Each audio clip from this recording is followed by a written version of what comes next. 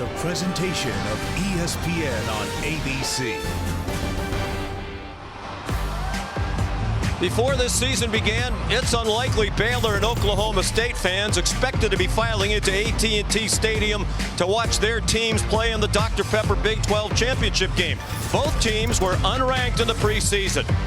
But linebacker turned running back Abram Smith has helped transform the Bears from a 2-win team last year to a 10-2 squad this season. While Malcolm Rodriguez leads a Cowboy defense that's one of the best in the country. And Spencer Sanders has developed into a dependable dual-threat quarterback.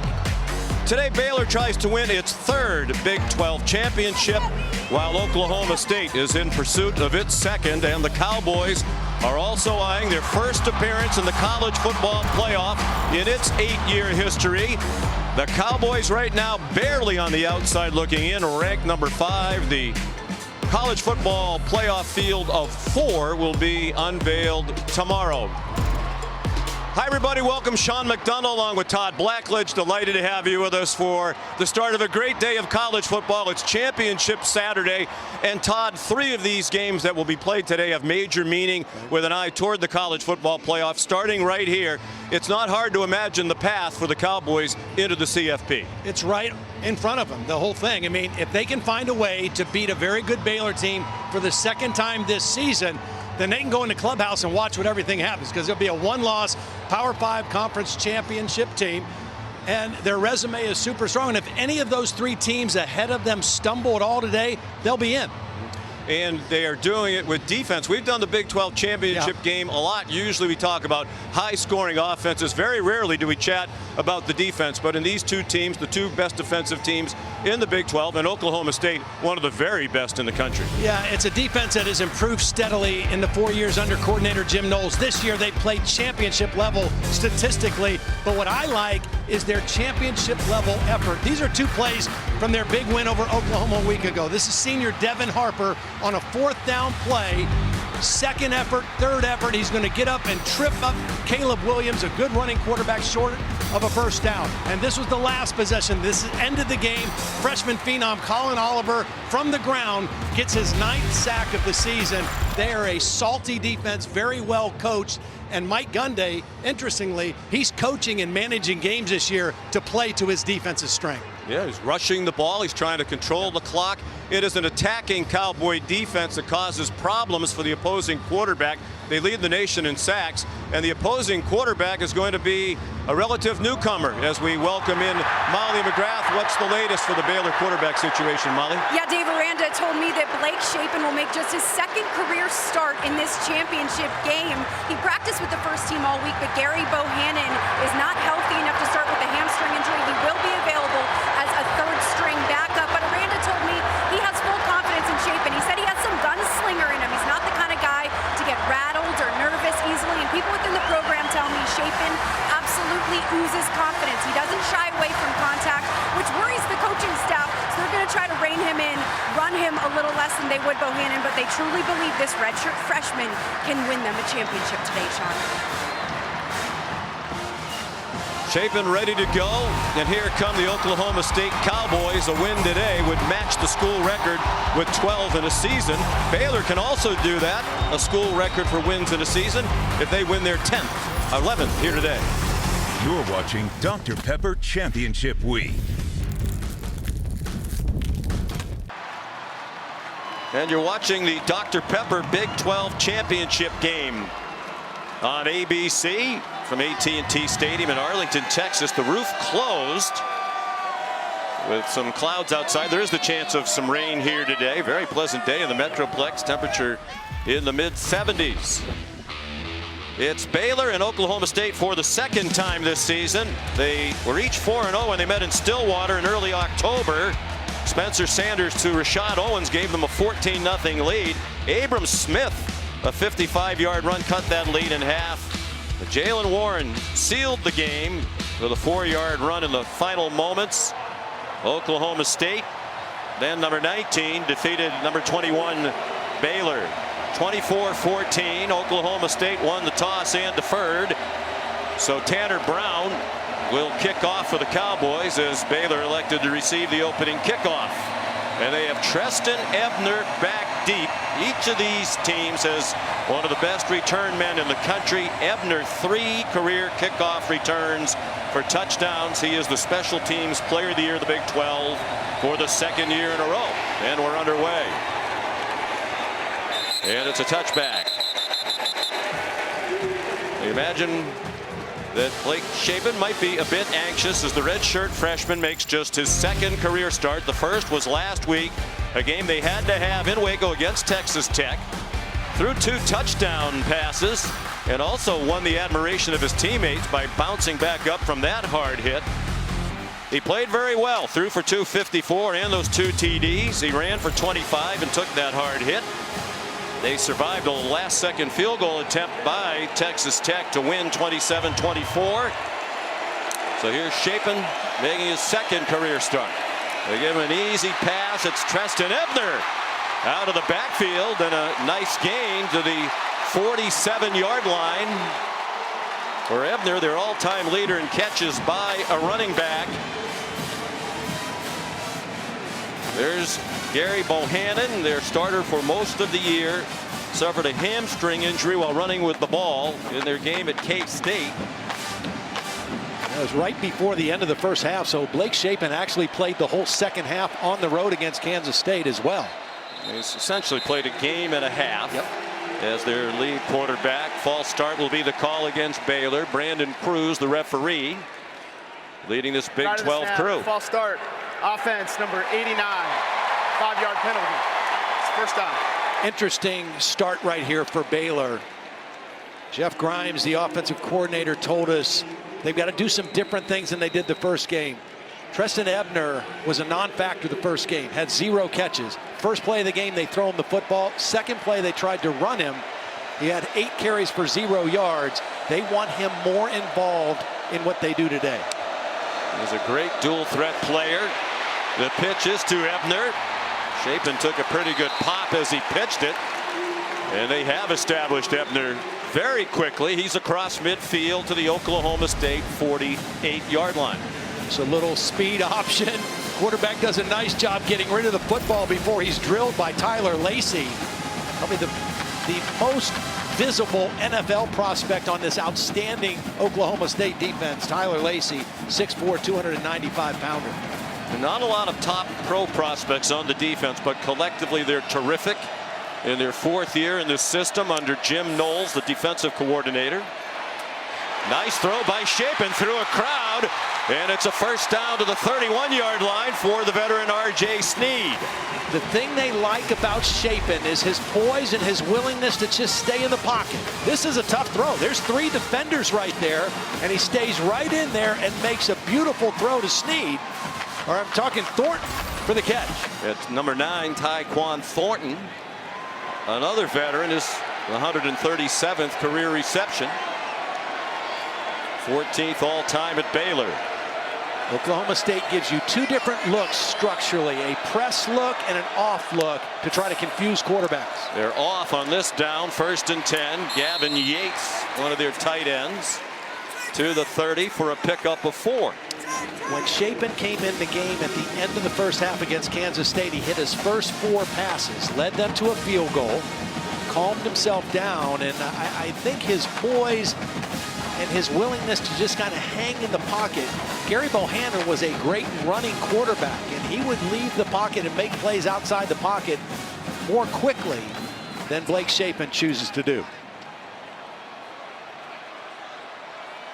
Out of the pistol, Treston Ebner is the running back again. He lost the football, and the Cowboys have it at the 25-yard line.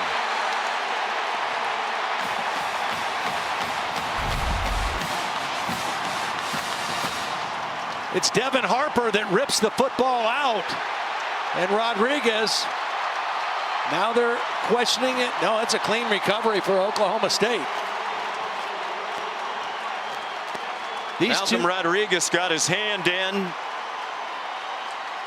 and after they took a look at it, it is deemed a recovery by Oklahoma State. These two inside linebackers, Rodriguez and Harper. Jim Knowles said it's the best combo of inside linebackers he's ever been around. They're the two leading tacklers on the team. They're signal callers. They're heart and soul guys. And they combine right there to cause the first turnover of the football game. Baylor did not turn it over in that regular season meeting in Stillwater. They were actually +3 for the game, but still lost to the Cowboys. Spencer Sanders deep down the middle and through the hands of his wide open receiver at the 50-yard line. It was Blaine Green, the freshman, who's really emerged in recent weeks. He should have had that one. Ball sailed a little bit on Sanders, a little bit high, but Blaine Green has he's really helped their offense moving to that H-back kind of hybrid position they call the cowboy back from wide receiver.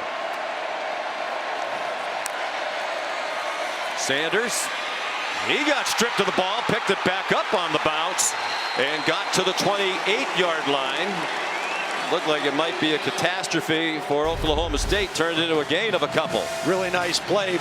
Coming in there, Matt Jones, number 52, gets the ball out. Matt Jones plays all three linebacker positions, playing the outside linebacker today with Terrell Bernard back in the lineup, number 2. He did not play in that first matchup in Stillwater. Number 2, their best defensive player, one of the 2 best on this defense. He was out with a knee injury, the only game he missed all year. A screen and a wide open Dominic Richardson, and he spins down with an apparent first down at the 36-yard line. Knocked down by Al Walcott. Well, now looking at that mark, it's going to be very close. Really good second effort by Richardson.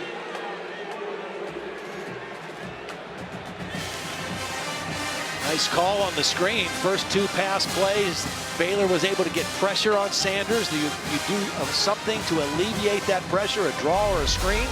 Go for the screen. And Richardson very close to the first down.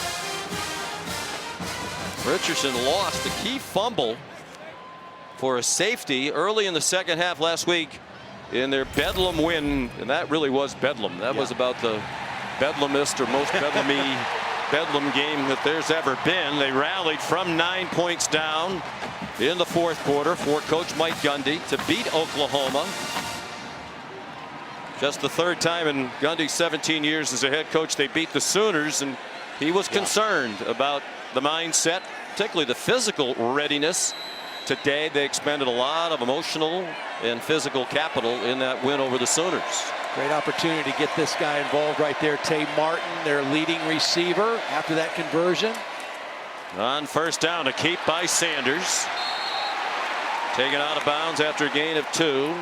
Jairon McVea, the veteran safety, and veteran is an understatement. He's playing in his 58th career game today.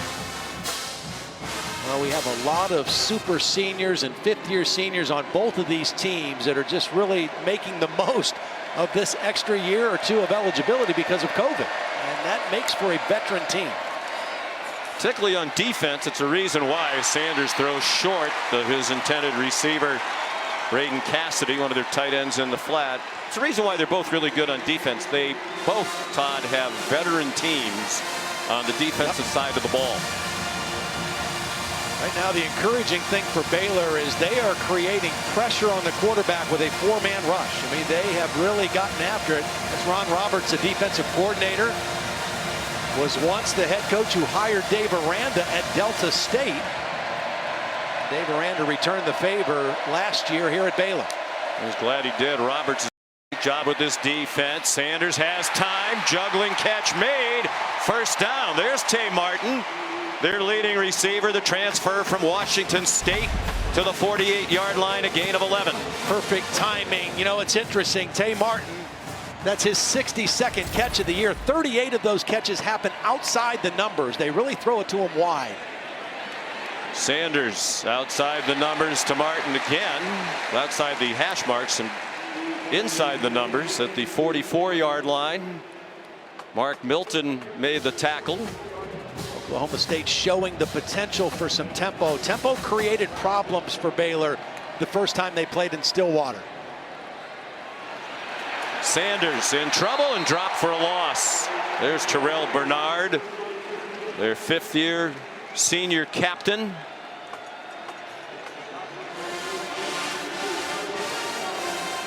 He had a torn meniscus and sat out the regular season game. Had it scoped, came back in the very next game to play against West Virginia.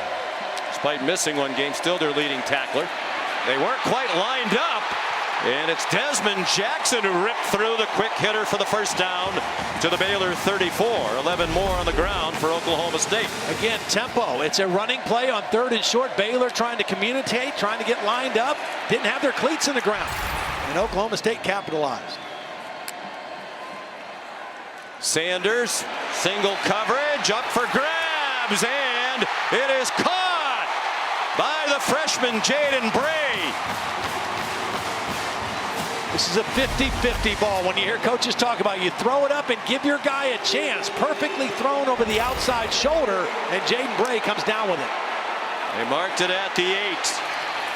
Jackson trying to bounce outside.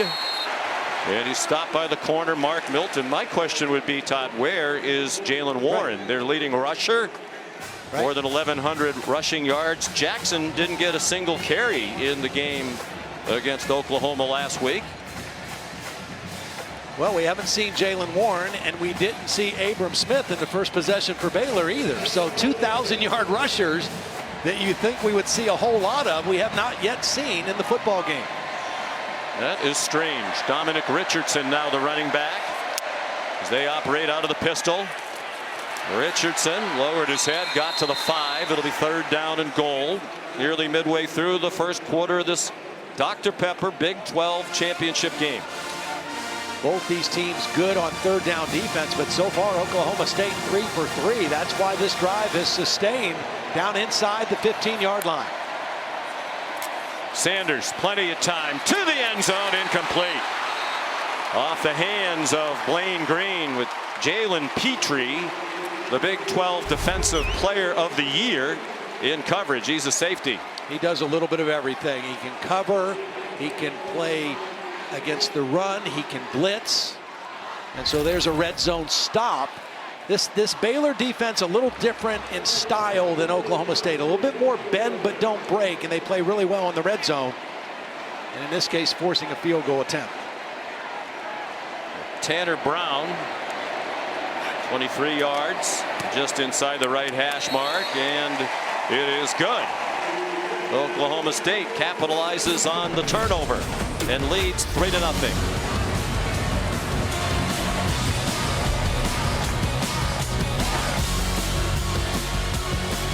The Liv Moss Student Section of the Year contest.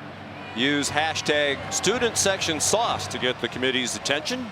Go to ESPN.com/Taco Bell to see how your school can compete.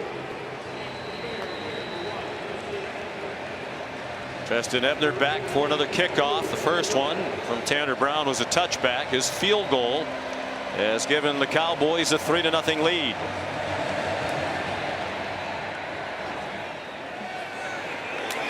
He'll try it this time from the goal line. And he's down at the 21. Well covered by Oklahoma State, led by Jeff Robertson. Well, one of the interesting facets of this game, the chess match between Baylor offensive coordinator Jeff Grimes and Jim Knowles, the defensive coordinator for Oklahoma State. They are 2 of the 5 finalists for the Broyles Award for the best assistant coach in the country. The winner of that award will be announced on Tuesday night in Little Rock. First year at Baylor for Grimes, and what a difference he's made, particularly in their ability to run the football. Well, they're coming out throwing early in this game, and they're also coming out with more spread formations. They're trying to move some of those people away from the line of scrimmage. Blake Shapen is off to a nice start, and Jeff Grimes, he said to us, he said, look, we have to be more efficient running the football than we were the first game. Only 107 yards, and 55 of that came on 1 carry for a touchdown. And we've got to hit some more explosive plays down the field. He's given Shapen some easy passes. That was an 8-yarder to R.J. Sneed. Shapen's 4 for 4. Out of the pistol, here's their leading rusher, Abram Smith, who got spun down after a 1-yard gain. Well, they were held to a season low 14 points in that loss in Stillwater. They scored at least 20 in every other game this season. 55 of those 107 rush yards for Dave Aranda's team came on that 1 touchdown run by Abram Smith. They only gave up 12 sacks all year, 3 of them in that game against the Cowboys. Now this is a press structure. Look at all these people around the line of scrimmage right here. It's an aggressive style of defense. Dylan Doyle comes in, lined up as a fullback, trying to lead the way from Smith, and he went nowhere. Malcolm Rodriguez leading the defense as he's done so often in recent years. Their leading tackler for the 3rd year in a row. When you have this many bodies around the line of scrimmage, you can't block them all. Sometimes you have to be able to make an unblocked guy miss. That time there were multiple unblocked guys, and Rodriguez, who does not miss many tackles, made that one. Baylor goes for it on 4th down a lot, including in their own territory, but not here against this salty defense. They run the ball on 3rd down a lot, and Oklahoma State was ready for it. Isaac Power the punt. Brennan Presley the fair catch. 49-yard punt. Oklahoma State leads 3-0, and they're back on offense in a moment. Dr. Pepper Big 12 Championship game on ABC is brought to you by delicious ice-cold Dr. Pepper, the one fans deserve.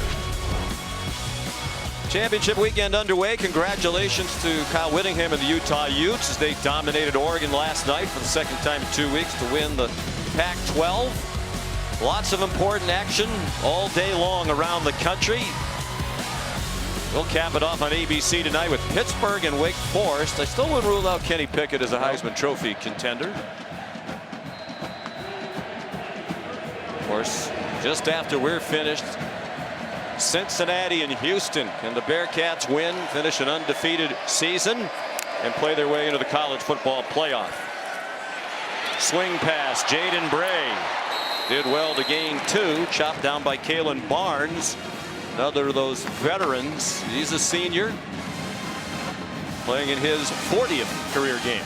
That's interesting about these two teams, Sean, and this is why they're in the championship. Both these teams have gotten better as the season has gone on. When they played in Stillwater back in early October, Oklahoma State got the better of them. Both these teams are significantly better than they were then on both sides of the ball. Baylor's defense hanging right in there so far in this one as well.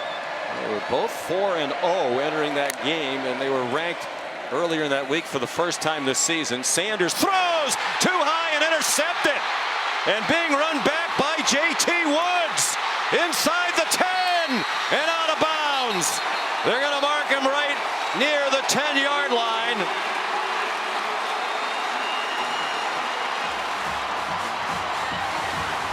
This is a bad decision by Sanders. He's going to try to fit one in this hole, but there's 2 defenders. There's one underneath, one over the top.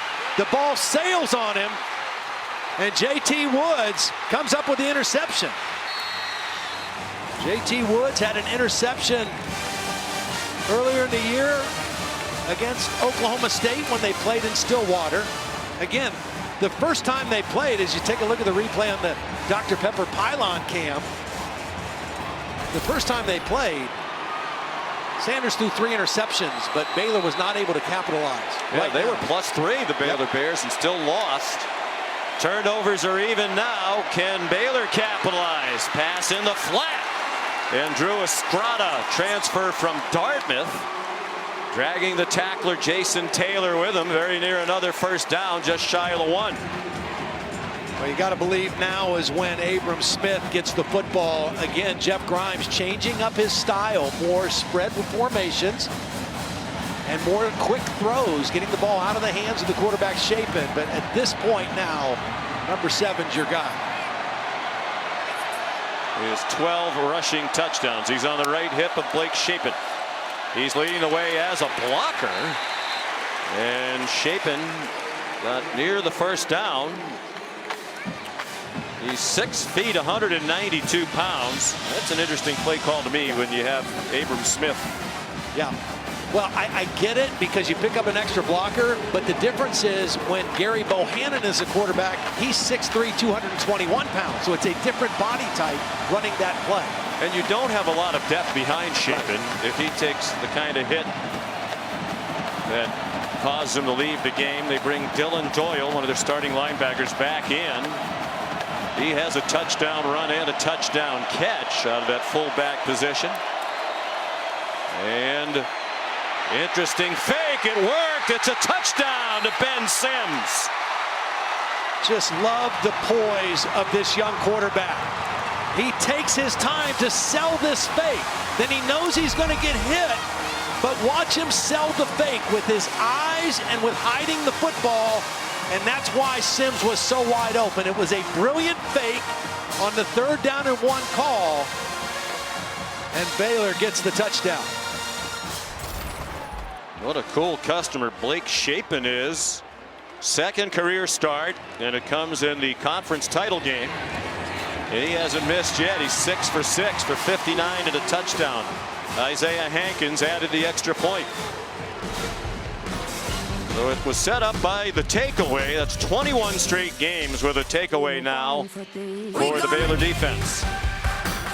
Yeah, bad throw, bad decision. Throwing it there in the middle of the field, and Baylor, what they do best, takes the ball away, and the offense capitalizes with a leading touchdown now, 7-3. Spencer Sanders throws an interception, his 9th of the season. Been better in that area recently, although they did survive 2 interceptions he threw last week to win the Bedlam game against Oklahoma. Baylor capitalized on the short field and has a 7-3 lead. As Noah Rauschenberg kicks off, and it's a touchback. Here's Molly. Well, Mike Gundy told us Spencer Sanders has let his emotions get the best of him in the past, and he was hot after that interception. He yelled at an official for seemingly a missed holding call on a Baylor defender on one of his receivers. He had to be restrained by his teammates, and quarterbacks coach Tim Rattay had to calm him down on the sidelines, guys.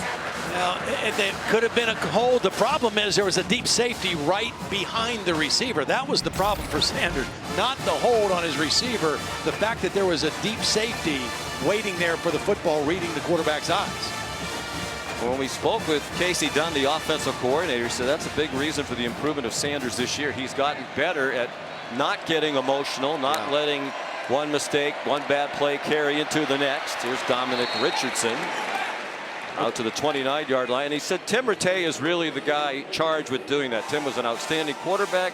When something bad happens, he gets with Sanders on the sideline and tries to calm him down. Yeah, and that's been very valuable. I mean, obviously Sanders is an emotional guy. He plays with his heart on his sleeve, but Tim Rattay being on the field has done a great job of just getting him to look to the next play. And that's been a big improvement for him. Pass in the flat. Lane Green out of bounds, 30-yard line. Short gain. And Molly, where is Jaylen Warren? Yeah, you guys have been wondering where he is. I'm told he's not 100%. He's been dealing with a lower leg injury for most of this season, but he's available and healthy enough to play. He's just not 100%, Sean. He's by far their leading rusher. Had a terrific year. The offensive newcomer in the year in the Big 12 as a transfer from Utah State. Sanders flush to his right. Takes off running and skips out of bounds with the first down. Now that's what he can do, and that's when we talked to Ron Roberts. He said the biggest concern dealing with Sanders is his ability with his feet to create a second play. So the first play was dead. They had good pressure. They had the receivers covered. He's able to create a second play with his legs, getting outside and picking up the first down.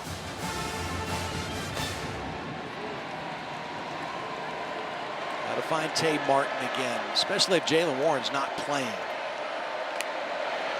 Under 2 minutes to go in the opening quarter. Sanders pressured after the fake and throws another interception. Matt Jones picked it off.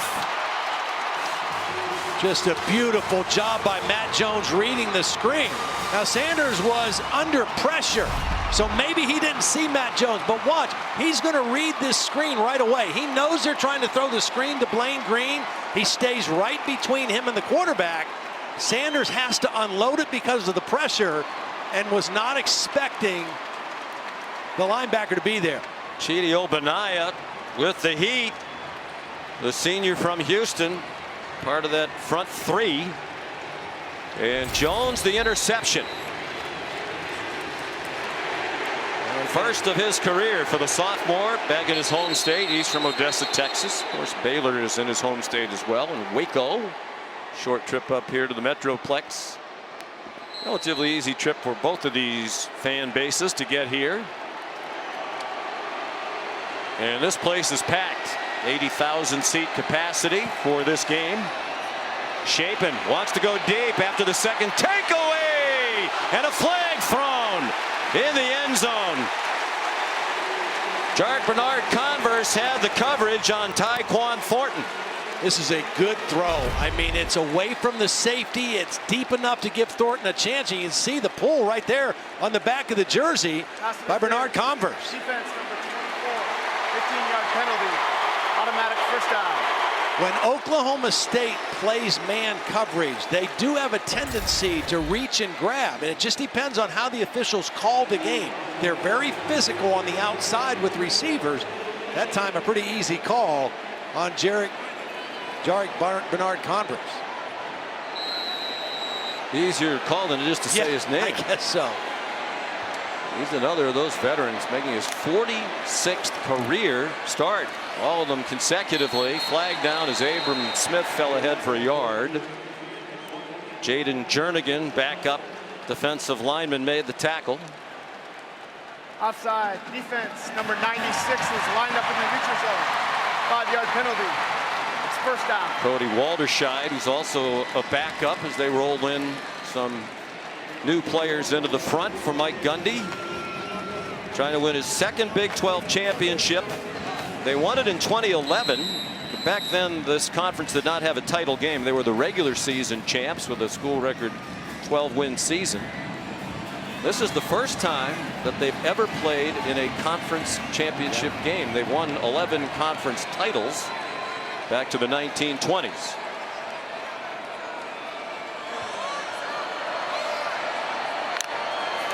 First and 5. Pressure off the corner immediately. Trey Sterling came on a blitz from Shapen's right, and all Shapen could do is get out of the way. Well, they took Oliver, their best pass rusher, and dropped him into coverage. They brought pressure from the field, and two guys unblocked with an easy path to the quarterback. Shapen smart just to go down and give that play to the Oklahoma State defense. Don't make things worse by trying to force the football.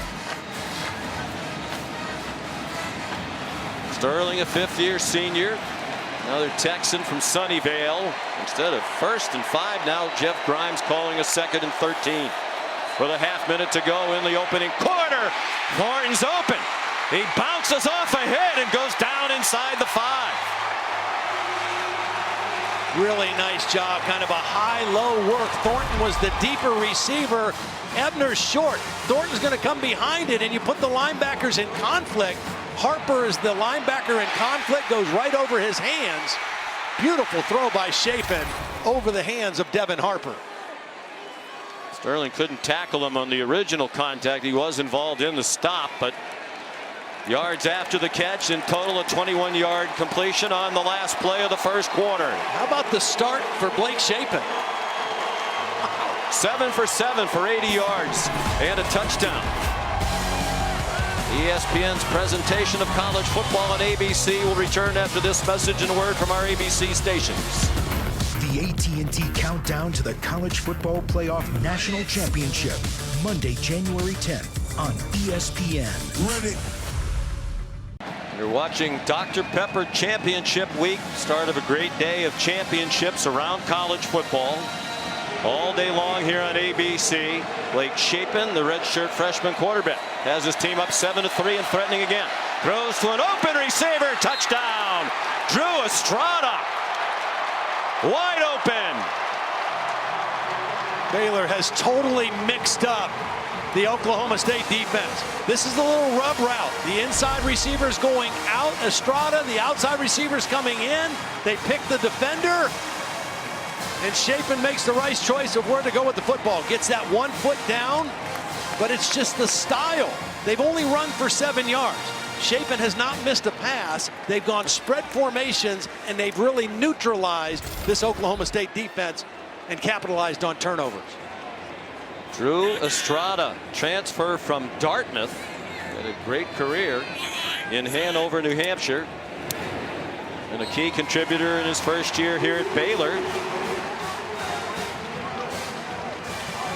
His 23rd catch of the year. It's his first touchdown as a Baylor Bear.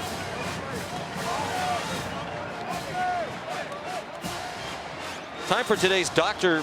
Pepper spotlight, and right now, Todd, the spotlight a little harsh on Spencer Sanders with a couple of interceptions. Both have been capitalized upon by the Bears. Yes, his 9th and 10th interception on the season, but more interestingly, his 4th and 5th interception against this Baylor defense.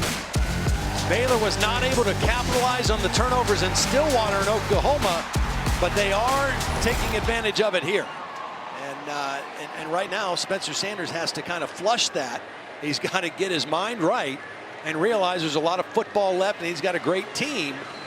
Although it is interesting, as Molly reported, trying to do this without Jaylen Warren changes things for Oklahoma State. Well, if he's available, then you might want to try it. Yeah. Because without him as a run threat, it's a lot easier to play the pass if you're on the Baylor defense. Maybe Ron Roberts calling those defenses. Touchback from Noah Rauschenberg. You're right, Sean. I mean, if they don't have to worry about number 7, then they can say all we have to do is take away Tay Martin as a wide receiver. If they're both in the game, which it appears they might be going that direction right now you have to play a little bit more balanced. Nope, he's just in the huddle. So, and noticeably limping there. Yep. On the sideline. I mean, he carried the ball 36 times in the regular season game against Baylor. It's Dezmon Jackson, who entered today with 29 carries all year compared to 237 for Warren in the regular season. And Jackson gets stuffed for a loss of 1, led by Siaki Ika. What a character he is, and what a terrific player he is. As Casey Dunn, the offensive coordinator for Oklahoma State, said, did you watch film of number 62? And he just throws centers around. You can't block him with one guy. I mean, Oklahoma State tried to do it that time. He just took the man blocking him and drove him right into the running back. He is a powerful man, a transfer from LSU, came with Dave Aranda. Part of their title team at LSU in 2019. Aranda was the defensive coordinator. They try a draw, and Jackson with another loss back to the 19. Jalen Petrie, one of the finalists for the Thorpe Award, is the best defensive back in the country. Nice little stunt. Here's Petrie. He's coming inside on a stunt, and it's perfect timing. It's going to go right to where the play's going. The draw play, he's unblocked, and a 3rd and long now for Sanders. 3rd and 15. And they're not even going to risk it with Sanders shaky, having already thrown 2 interceptions on 3rd and long. A very safe run. Dezmon Jackson tackled by Terrell Bernard, and Casey Dunn has to figure it out for this Cowboy offense. Well, right now what Mike Gundy needs is his defense to play the way they've played all year. They've got to get a 3 and out.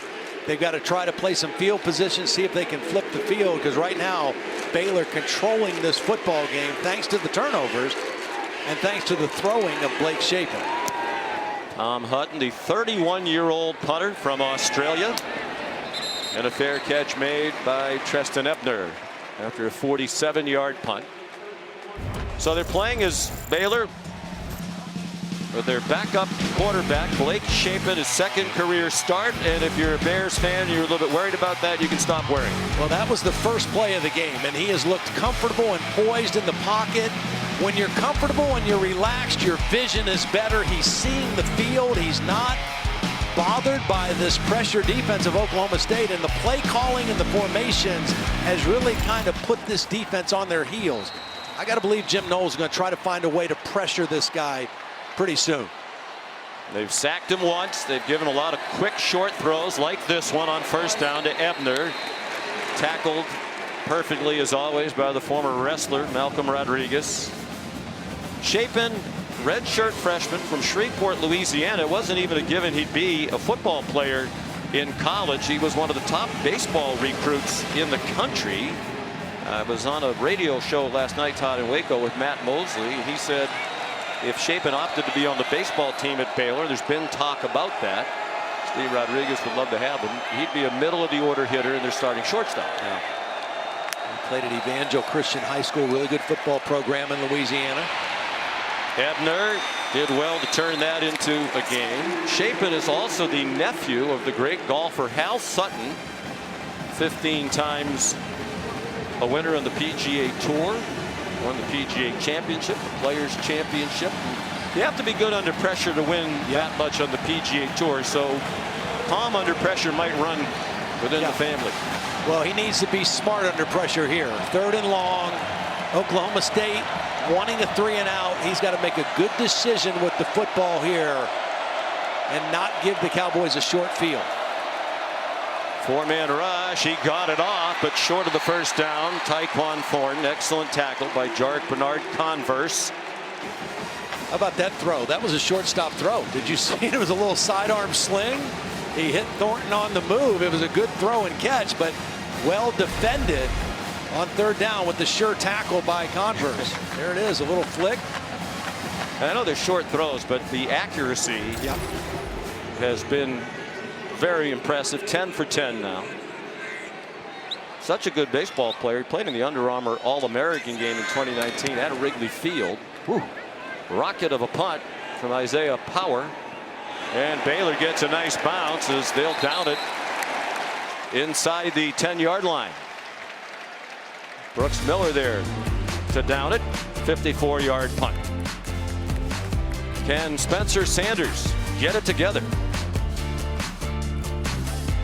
Monday Night Football caps off Week 13 on ESPN, Deportes, and the app. 8 Eastern Time. AFC East matchup. 2 top teams. The Patriots leading the division with a 6-game winning streak against Buffalo. And of course, on ESPN2, Peyton and Eli will have their alternate broadcast of the game. Their unique perspectives, always interesting stories, some humor, surprise guests dropping by.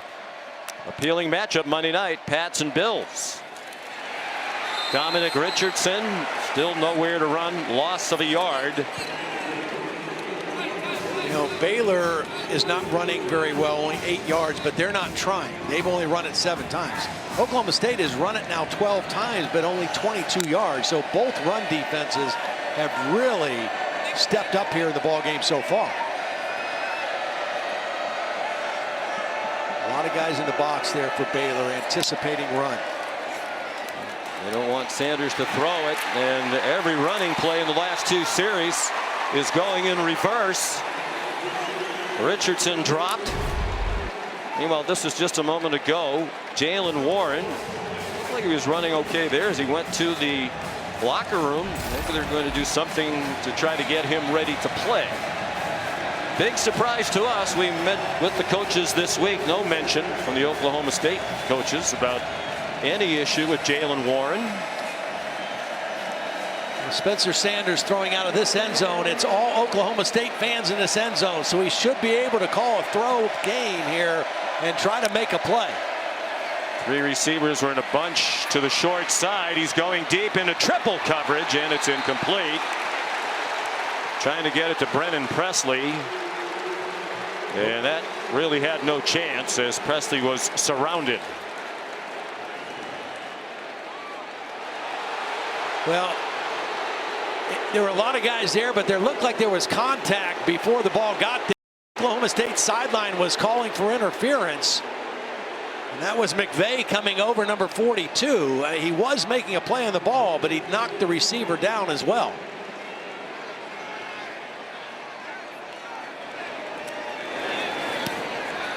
Tom Hutton, short punt. Flagged down to the line of scrimmage. Fair catch made by Treston Ebner, just shy of midfield. Well, it was really a prayer. We'll check out the penalty and then go back and look at the no call on the last offensive play for the Cowboys. Brandon Cruz, the referee. Illegal formation. kicking team had 5 players lined up in the backfield. 5-yard penalties enforced from the end of the play. It's first down Baylor. It looks like he's on the same arm workout you have, Sean. Yes. Curls. Lots of curls while drinking Dr. Pepper. Well, let's go back to that previous play. I mean, it was essentially, hey, if this one gets picked off, it's a punt anyway, right. The equivalent thereof. Matt Austin, what'd you see here? Well, I agree with Todd. Number 42, it looked to me, was just making a play on the ball. He's not going after the defender at all. He had the best shot at it. He jumped for it, missed it. There was some contact, but when that ball's thrown, everybody has the same rights to it. Yep, 50-50 ball, and McVea went up and made a good play on it. There's the quarterback whisperer, Tim Rattay, alongside Sanders. Blake Shapen comes out slinging. Another short throw, easy completion to Drake Dabney, one of their tight ends, just his 9th catch of the year. The ball's getting out of his hands quick. It's 4 or 5 receivers out in the routes. It's spreading out this Oklahoma State defense. It's a much different approach than when they played them in Stillwater. In Stillwater, they played 12 personnel, which is 2 tight ends with real condensed formations a lot. Now this is 12 personnel, but they still have 2 wide receivers as well. 11 for 11 Shapen to 7 different receivers. Abram Smith lowers the boom, takes the defense with him for a first down. He just ran over Devin Harper and some other Cowboys. Well, they like to talk about RVO, reliable, violent offense. That's what Jeff Grimes wanted to bring here. That's the description of RVO right there. You got a linebacker that you switch to running back who runs with a linebacker mentality over a linebacker. And that's the kind of run game that has transformed this Baylor offense this year. That was a reliably violent run, and Smith's been giving him those all year. Shapen deeper down the field. He's still perfect. It's another first down to Tyquan Thornton. Well, Jeff Grimes, as we said, the new offensive coordinator, came into the offseason from BYU, where he had great success with Zach Wilson and that bunch last year. He wanted to bring this running game, wide zone offense, as he calls it. He said after a lot of spring practice, he didn't feel like they had a running back who could execute the running style that he wanted. Here's Smith. Here's Smith. That's the style he wanted. So one of the coaches mentioned to him, you know, Abram Smith, when he first got here, was a running back for his first 2 years. Yeah. Didn't play very much, had only 12 carries, but he had been a linebacker. So Grimes asked Dave Aranda and Ron Roberts, can we give him a try back at running back? And from the moment he made that switch in spring practice, it has worked. And he was a little reluctant because he had had some success playing linebacker last year, and he was a little reluctant to make the switch, but it's paid off for everybody. And here he comes again. Well, last year they rushed for only 90 yards per game, 124th in the country. This season, 224 is number 8 in America. You know, you hear teams talk about we run to set up, play action pass. The philosophy in this game has been throw the football to set up the run. Right now they're having some success running it because of how well Shapen has thrown it so far here in the first half. 3rd down and 1. Shapen, quick toss as he went under center. Ebner has the corner, has the first down. Knocked out of bounds at the 6 by Sean Michael Flanagan. Really a nice job by Shapen. When he went up under center, watch, they thought it was quarterback sneak for sure. They called a quick toss. They bottled up the middle, but they didn't have the perimeter secure. And it was a nice call by Jeff Grimes, executed by his young quarterback, and Ebner gets the first down on 3rd and short. Ebner playing in his Baylor record 60th game. He's a 5th-year senior. Smith back in now. Shapen, look out, in trouble. He throws it. That might be backwards. It's a free ball. Colin Oliver put the pressure on, and Thomas Harper wound up with the ball. Well, Colin Oliver, you cannot block with a tight end or a back. And they tried to block him with Abram Smith. And that's a mismatch. And now the question, was that ball thrown backwards? Certainly looked like it from here. That's what they're talking about. It definitely did not get near the line of scrimmage. Remember earlier, Chapin was under duress and he ate the ball. He knew the defense won. This time he tried to get rid of it. Well, he's straddling the 20-yard line as he throws an it. Incomplete forward pass. There was intentional grounding on the offense. Quarterback. Yeah, I think it's a forward pass, but the reason that it's intentional grounding. Foul with a loss of down. The ruling of a forward pass is under review. He was not out of the tackle box, and the ball did not cross the line of scrimmage. I think the bigger question is this a forward pass? Let's bring in Matt Austin. Matt? Yeah, this one's going to be extremely close because the rule is where does the ball leave the quarterback's hand and then where does it touch something? In this case, it's the ground. So if he threw the ball hits at the 19. So the question is, did he throw it before or after the 19-yard line? Hits at the 21. I'm sorry, the 21, yeah. Yes. It's so where it comes out of his hand? Yes. Now, the other side of it, the ball has to go forward. Anything that doesn't go forward is backwards. So if it goes sideways, that's considered a backwards pass. We'll sort out this very important ruling when we come back. The ball to 21.5-yard line. It's second down. Well, you can hear the booing as we were coming back from break. Brandon Cruz announcing that the play stance is called. So I don't think the replay official, Rick Lumiere, had enough evidence, Matt Austin, to overturn the call on the field. Yeah, I agree. And without a shot right down the line, this is so close, I don't think there is indisputable evidence to overturn this call. So you have to go with the ruling on the field. And what they ruled was they're spotting the ball on the 21.5, and the ball clearly landed on the 21. I don't think that's accidental placement. A half-yard forward pass there. Baylor very lucky, because that could have been a huge mistake. They had to put it there, because if they said it was on the 21 and the ball landed on the 21, as Matt said, it has to be forward, or else it's backward. So they were paying attention to the spot. Second and goal from the 21. Baylor already up 14-3. In traffic, catch made. Ben Sims, junior from San Antonio, gets them to the 13-yard line. Now another quick throw that time by Chapin. Ben Sims, a big part of this offense. I mean, Oklahoma State does not throw to their tight ends very often. Baylor does. Ben Sims coming into the game, 27 catches, 5 touchdowns. He's added to that in both categories already today.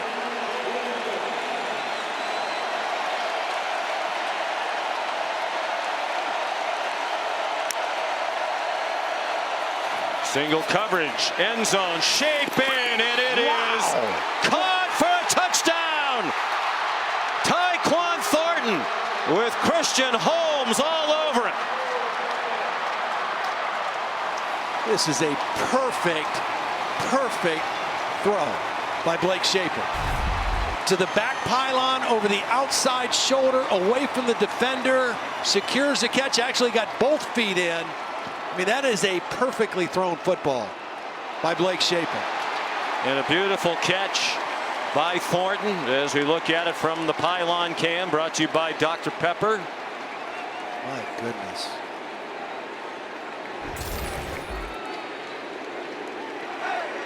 Well, they took advantage of the near fatal mistake. They get the ball back. He hits Ben Smith or Sims to bring it into a 3rd and short, and then he throws a perfect touchdown to Thornton. His first today, his 9th of the season. Isaiah Hankins, and movement before the snap. You're right, everything going Baylor's way.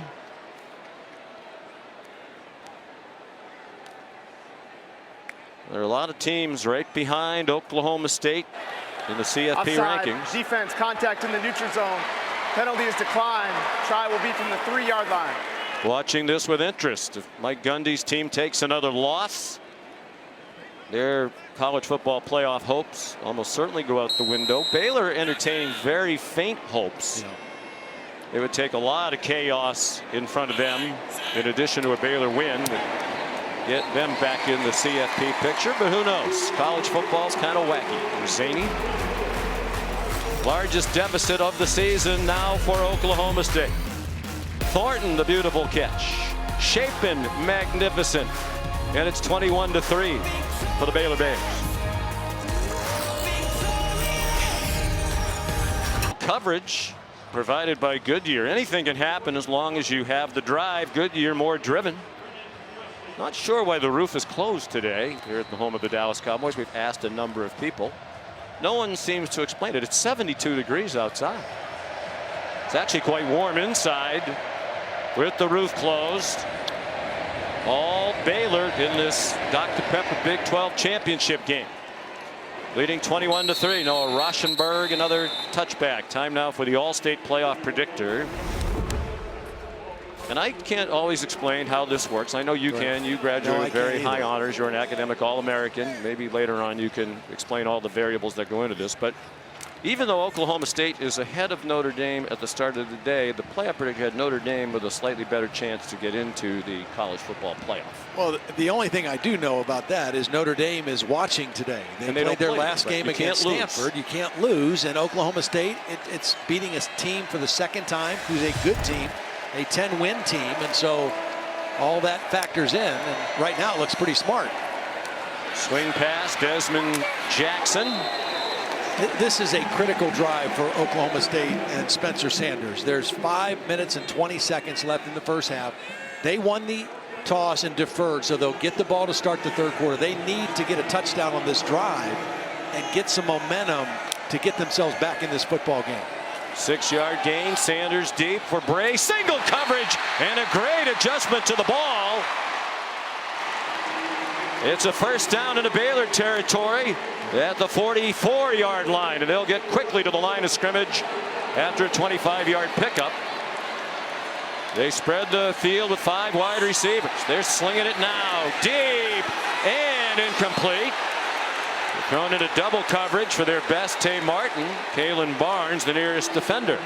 Kalen Barnes was in good position. He had inside position, so the only way that Martin's going to get to the football, he's got to run over the cornerback. He's entitled to that position. He did, because he's a talented receiver, but Kalen Barnes was in perfect position. Martin just not able to sustain the catch through the ground. So without Jalen Warren, their leading rusher, they're totally foregoing the running game now. Screen for Dezmon Jackson, 1-yard gain. Of course, when they did try to run on recent series, 4 of their last 5 running plays went for lost yardage. And you wonder if Mike Gundy is thinking 4-down territory here too on 3rd and 10. An injured player is Kalen Barnes down, so both teams will have a chance to talk about it. I wouldn't be surprised if Gundy's thinking 2 plays here. Could be a cramp. We mentioned it's warm indoors here at Jerry World.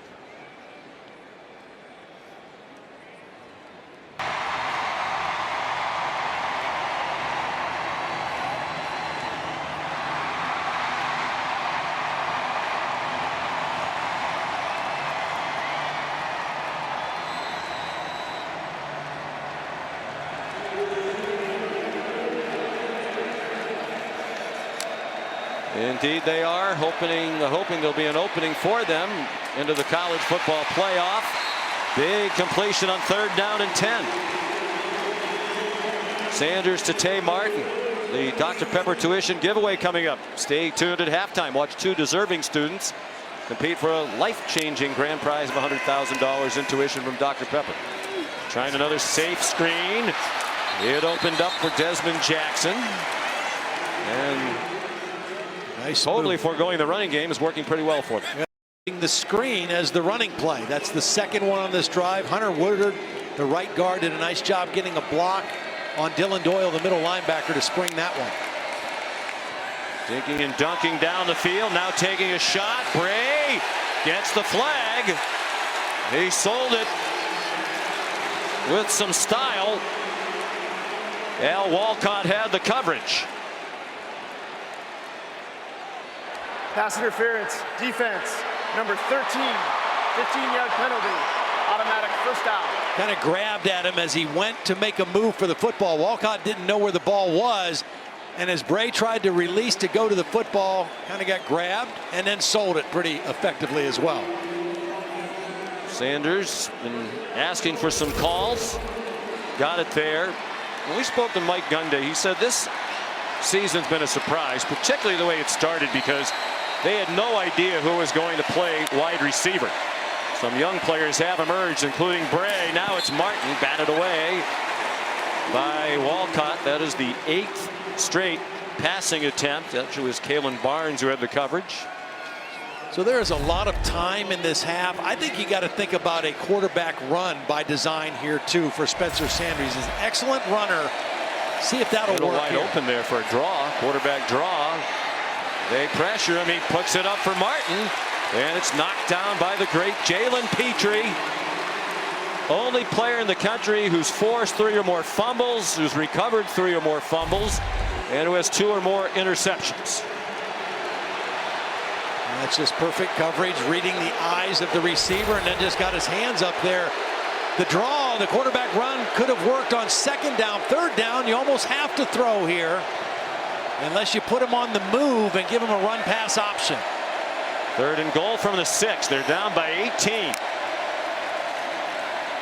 4-man rush. He steps into the rush, stays on his feet for a while, now throws it away.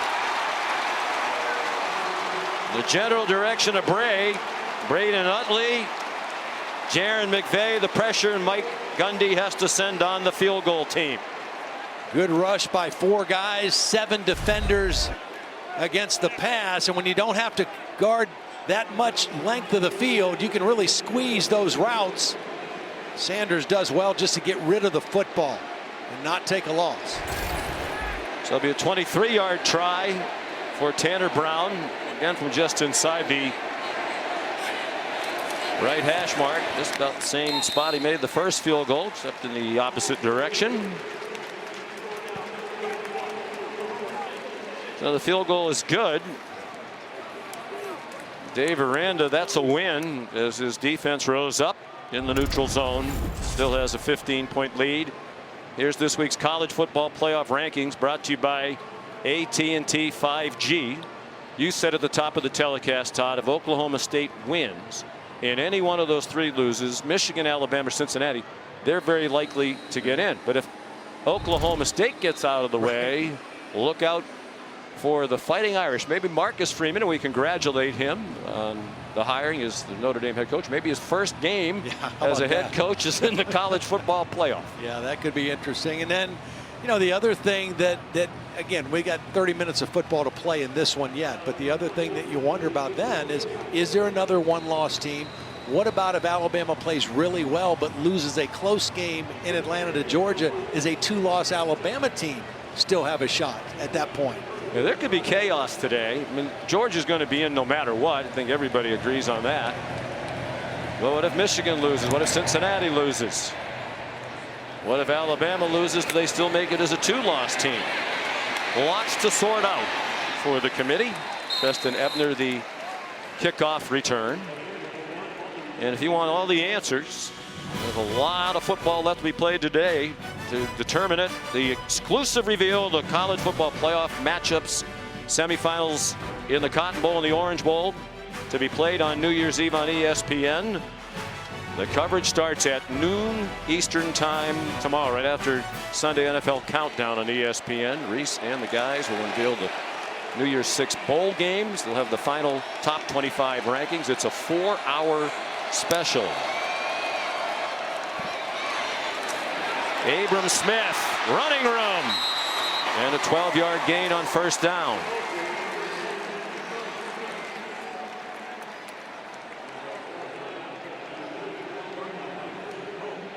Perfect start for Blake Shapen, and you saw the graphic. He's 14 for 14. Most completions to start a game by any quarterback in the country this year, tied with Will Rogers. Had an excellent season for Mississippi State.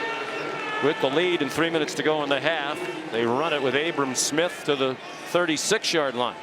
Well, they run it, which is conservative, but they've run it effectively on back-to-back plays with Abram Smith. So if they make another 1st down here with just under 3 minutes, they might get a little bit more aggressive with a quarterback who they feel very comfortable and confident in to see if they can tack on some more here before the end of the half. They've rushed for only 35 yards, and yet they have a 15-point lead. The slant for a first down. Tyquan Thornton has had a big first half for the offensive coordinator, Jeff Grimes. And Christian Holmes, who was involved in the tackle, is slow to get up. And it's a right arm or shoulder injury, it seems. Or the transfer from Missouri.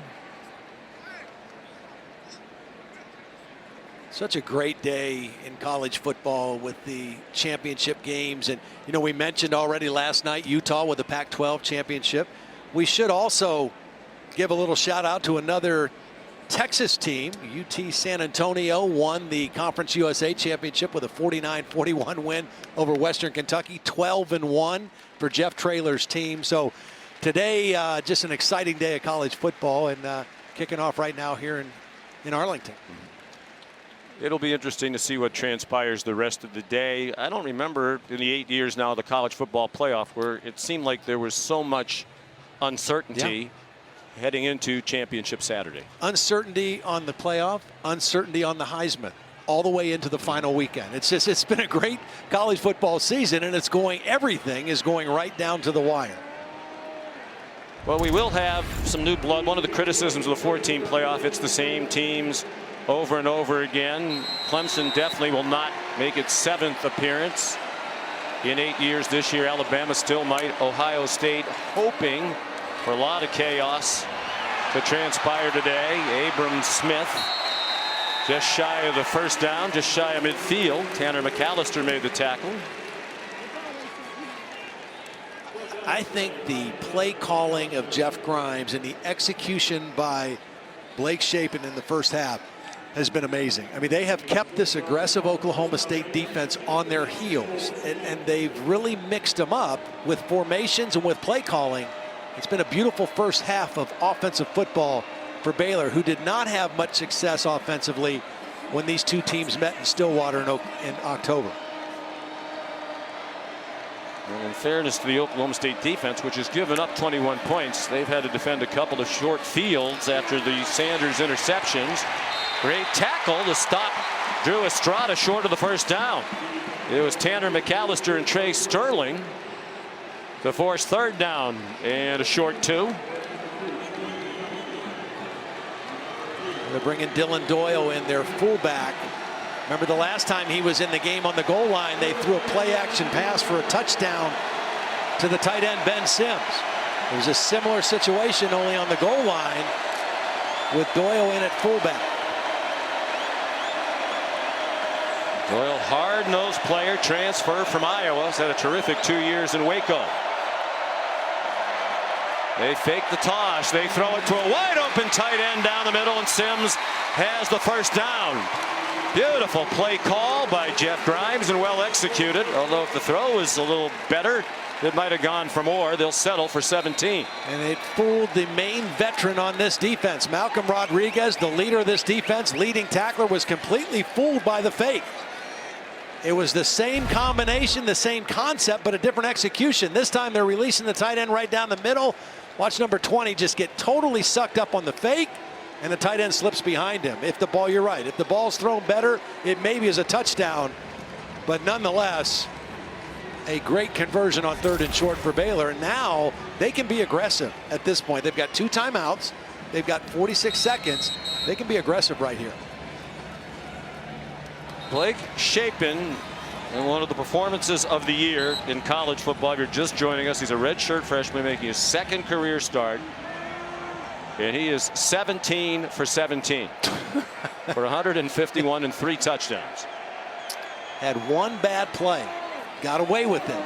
You know, got away with the call in his favor, but only one bad play in the whole first half. So they use their first timeout. They have 2 more left. They're on the fringe of field goal range. Shapen pulls it down and takes off. And he got 8. They'll mark him at the 26. Will they use another timeout? Well, there's a player down also. Trey Sterling down for Oklahoma State, so that'll stop the clock. And Baylor can hold on to that timeout.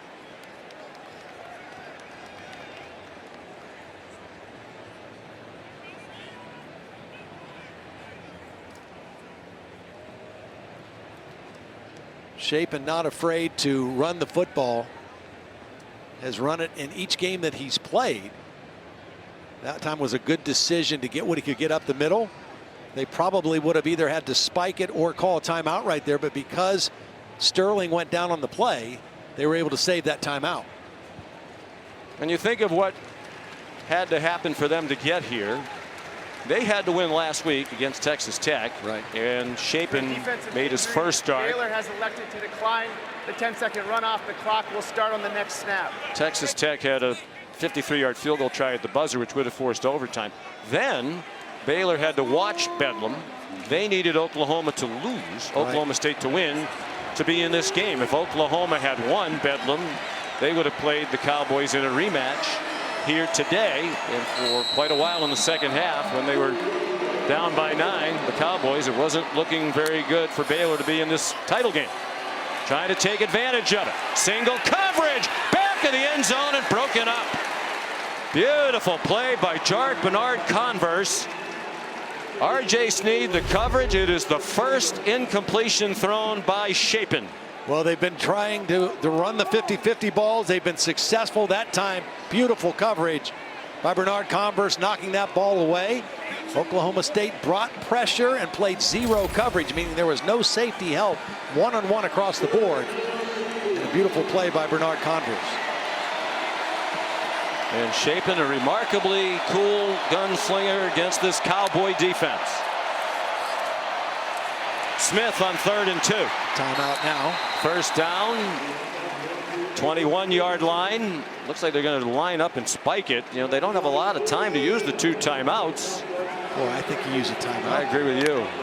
Well, they're going to run the play. Beautifully done. Didn't take any time off the clock. Single coverage again, and incomplete. Tyquan Thornton with Corey Black in coverage. He came in for Christian Holmes, who left the game moments ago. Just the sophomore from Baylor's hometown.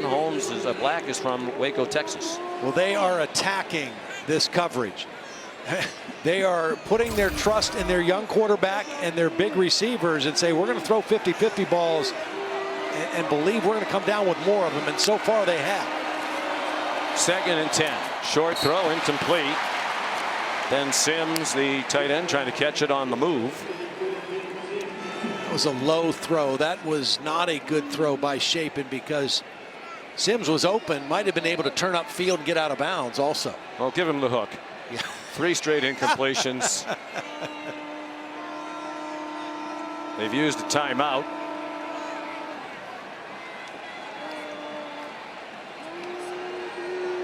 Play clock is still running. They did not call timeout, and they're going to have to now because they don't have time to get it off. I think Shapen thought they had called a timeout. Second. They still have 1, and with 10 seconds to go in the half, you would think that would be enough. This season, along with their contributions to universities' general scholarship funds for every field goal and extra point made, Allstate will also be donating to the American Red Cross to help with disaster relief efforts. Thank you, Allstate. Might possibly could see a field goal attempt here in a moment for Baylor. Well, we've seen a couple shots at the end zone on the go routes, a couple plays back-to-back, well defended by Oklahoma State. I think there might be some different type of route on this one. The guy they've targeted the most is Tyquan Thornton. 7 targets, 6 catches so far here in the first half. And they tilt the safety coverage toward him, and there's a confusion on the route, and that's 4 straight incomplete passes after 17 straight completions to start the game. And here comes the field goal team with 5 seconds in the half. See, this was not man-to-man. This was zone, so there was safety help coming over the top. And a little mix-up between Thornton and Shapen, but the bottom line, Oklahoma State guessed right. Had a zone coverage and nowhere to go with the football. Might say it's still shaping up as a really good half for Blake. They'd like 3 more off the foot of the true freshman walk-on from Little Rock, Isaiah Hankins. And they got pressure on it, and I believe they got a piece of it. Corey Black came from the kicker's left and got enough of that ball to have it come up short. Well, he made a nice play knocking a ball away, and now he's going to knock a kick away.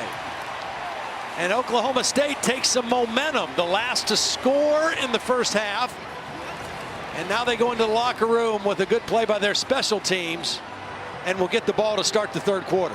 Hankins had not missed from inside 40 all year. That 39-yarder comes up short. Here's Molly McGrath.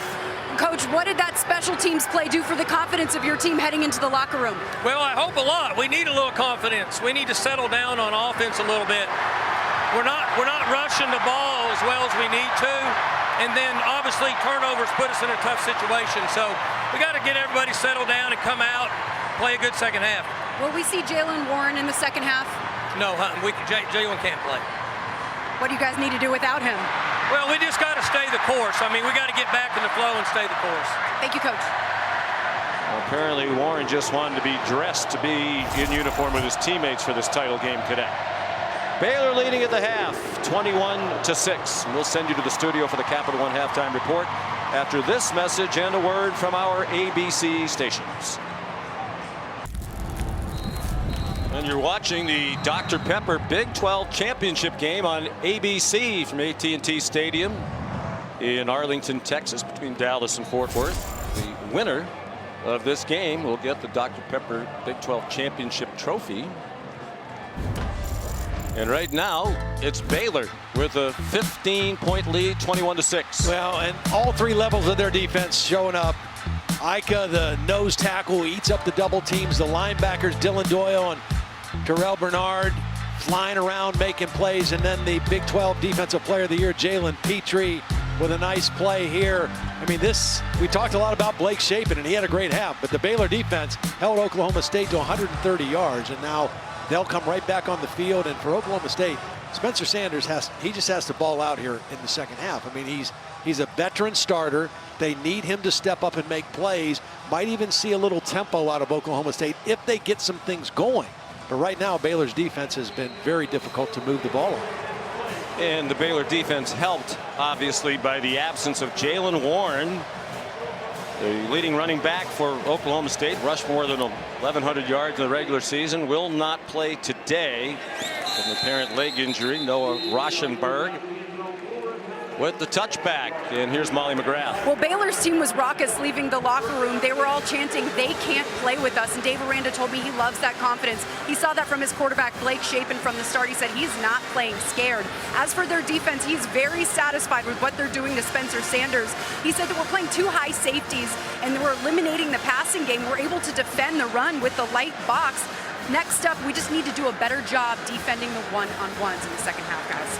Well, that's exactly right. And what Dave Aranda just said to Molly, I mean, you got two safeties here, so that's pass defense.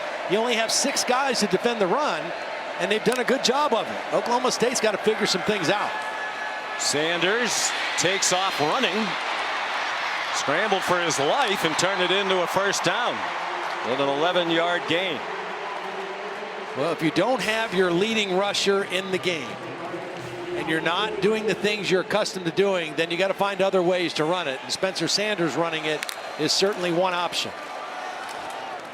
Dezmon Jackson, who had 29 carries all year, and 15 of those were in one game in their rout against TCU, but thrust into the spotlight today in the absence of Jaylen Warren, who did dress out and has been animated on the sideline. That is a huge loss for the Cowboys. A couple of receivers open. They went deeper down the field. John Paul Richardson got blasted by J.T. Woods, but he held on, got 8. On a very manageable third down situation because of that completion here. 3rd down and 2. Sanders, good fake. Has the first down and then got tripped up.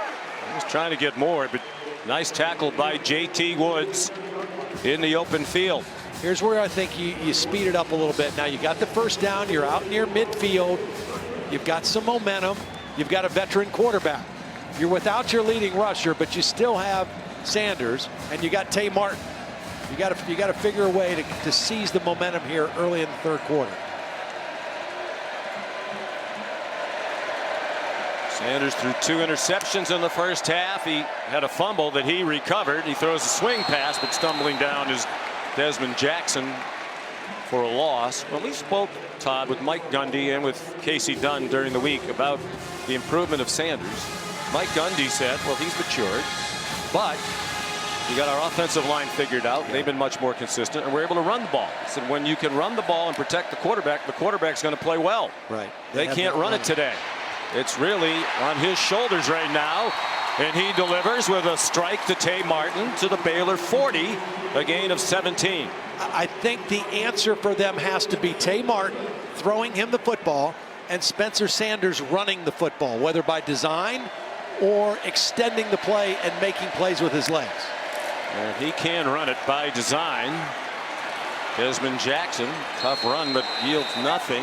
Spencer Sanders is their second leading rusher on the season, 510 yards. Entering today's game, and bear in mind, sack losses come off the quarterback's rushing total, so he's really fared better than that in the running game.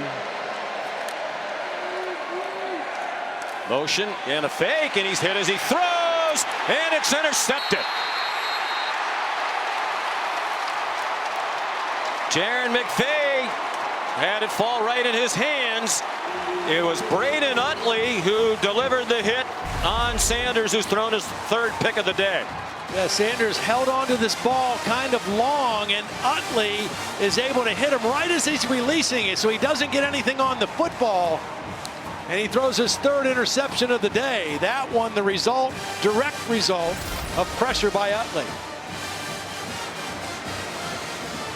Part of the problem is a first down play that netted 0. You have 2nd and long. The Baylor defense brought some pressure and forced another turnover. Sanders threw 3 against Baylor in the regular season. They managed to win that game. This game is dramatically different from that regular season meeting. Tyler Lacey dropped Treston Ebner for a loss. Of course, in that first game, we can't underscore enough the absence of Jalen Warren today. Warren carried the ball 36 times. Yeah.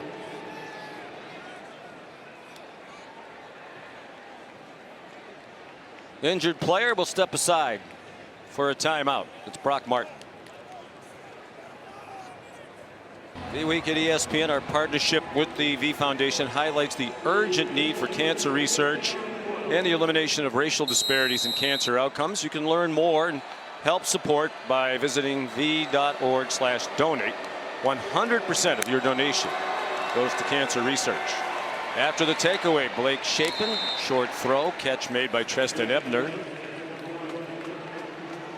You know, Sean, that negative yardage play on first down, one of the few times that Baylor was slowed on first down. In that first half, they averaged over 6 yards a play on first down. Very different than when these two teams met earlier in the year.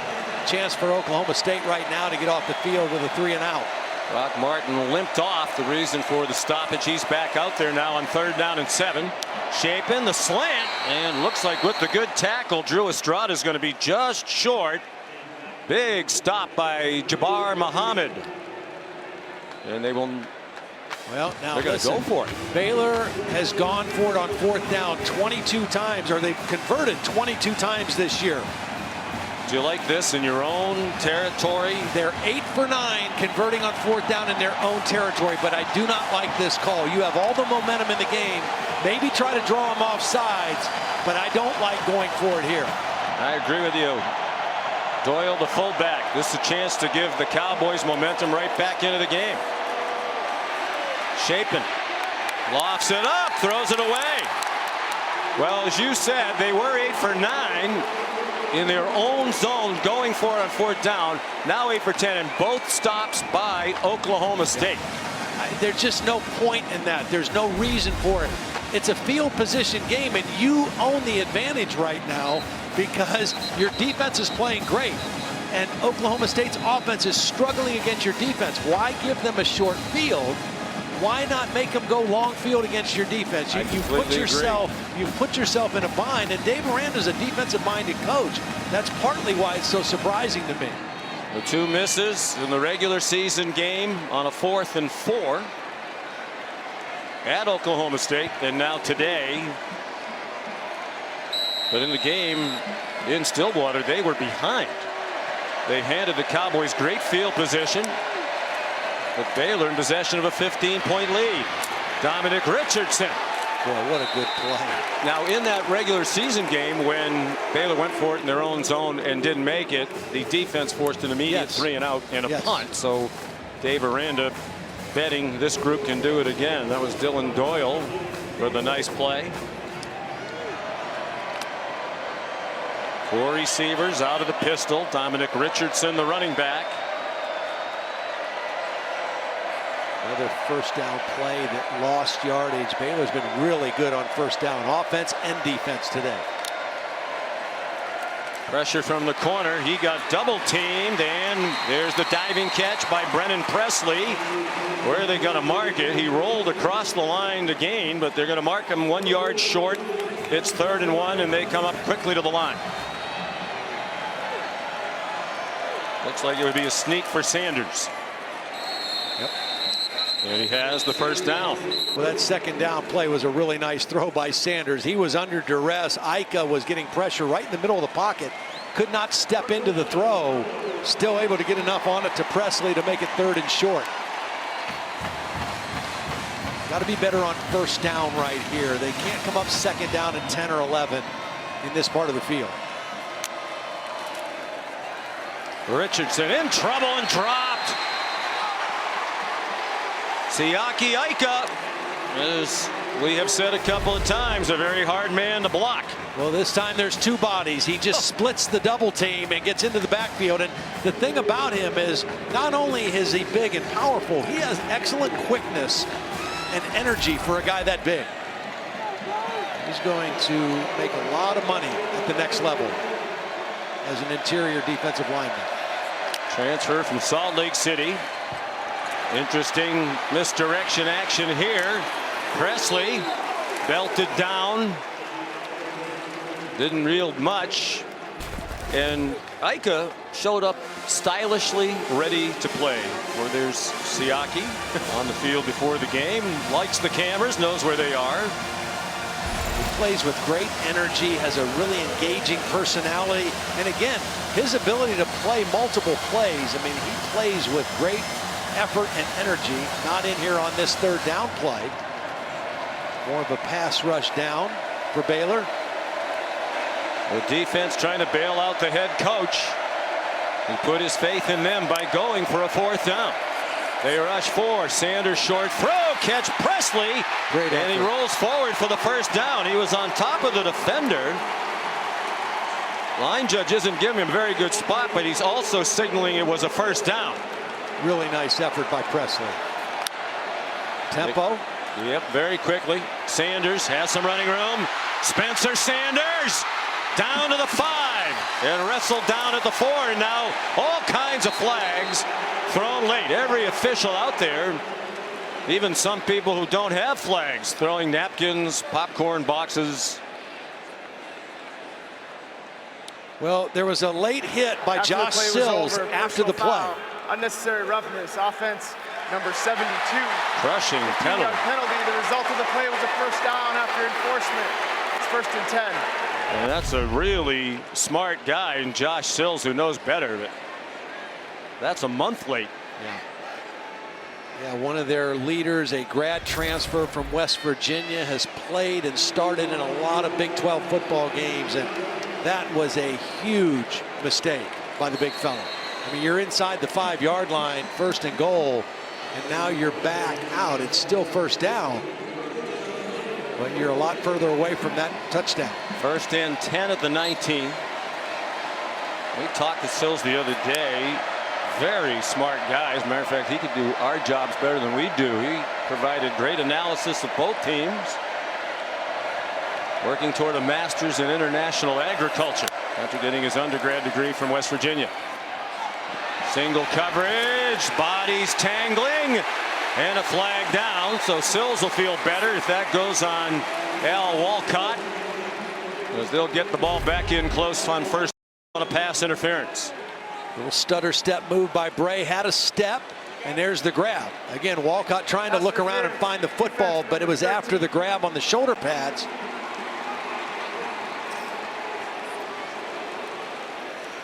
Doesn't allow the receiver to make a move towards the football.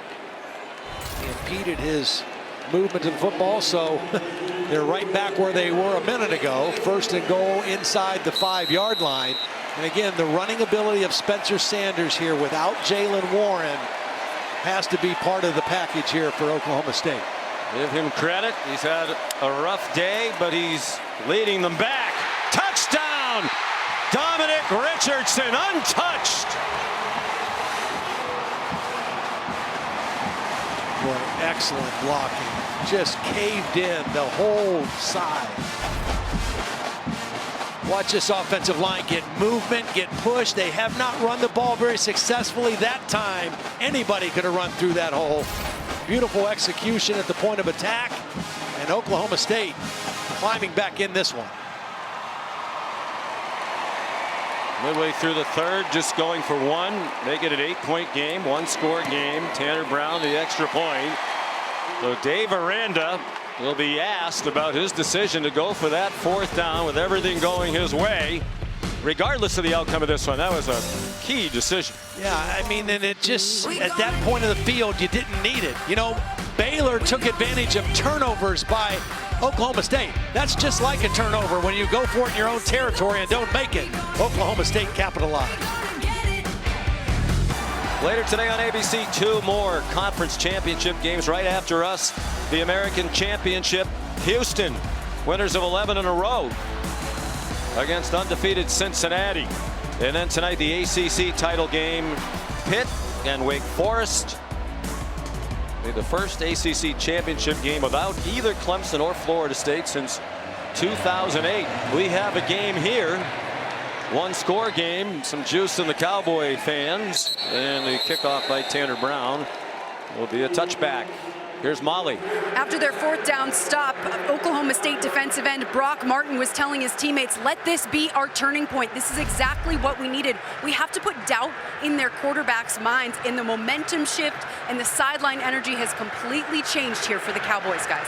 Yeah, and a rookie mistake by Blake Shapen just throwing that ball away. You do that on 3rd down and then punt on 4th, but that was 4th down. You got to try to make a play, some way, some shape. If you do, even if you don't agree with going for it, your coach made the decision. You can't just throw it up into the seats. Now some game pressure on the redshirt freshman quarterback. Has played exceedingly well. Ran into some traffic, bounced off it, and now here he goes across midfield to the 47-yard line, run down by Malcolm Rodriguez. Well, the defenders, you're going to see these secondary guys running with receivers. And so it just opens up in front of Shapen. Everybody's got their back to the quarterback. He steps up in the pocket, finds a lane, and turns it into a nice play. Good decision to run the football by Blake Shapen. 28 yards on the run, trying to turn momentum quickly back to the Baylor Bears. Abram Smith follows it up with a 9-yard carry. Rodriguez, another tackle. You can say that just about every play that Oklahoma State is on defense. This is the wide zone. Now watch, it's a little wider track, but the back has the ability to hit this in a lot of different places. They actually pull a lineman out, kind of extend another gap outside, and a good run by Abram Smith. Much more successful running the football after throwing it early in this ball game. Smith again, stuffed. Tyler Lacey there. And let's give this Oklahoma State defense credit. Yep. All 3 touchdown drives for Baylor today started on the offensive side of midfield. They had an 11-yard touchdown drive after an interception, a 37-yard touchdown drive after an interception, and a 47-yard touchdown drive. So Jim Knowles' defense has really kept them in the game. Yeah. 2 other 3rd and shorts now. They've had the fullback in. They've thrown the football to Ben Sims. Here he is right here, the tight end on this side in the slot position. Dylan Doyle, the linebacker, gets the call. And he powers his way to the first down.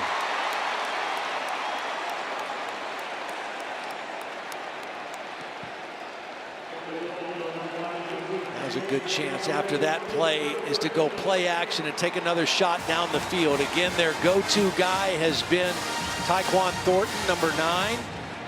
Looks like he's going up to the short side of the field into the boundary. Good opportunity for that in this part of the field. The 36-yard line, 5 minutes to go. Third quarter. Smith chose to cut that inside. Didn't have many good options. There were a lot of Cowboys around the line of scrimmage. Picked up about 1.5 yards. Thomas Harper up from the secondary.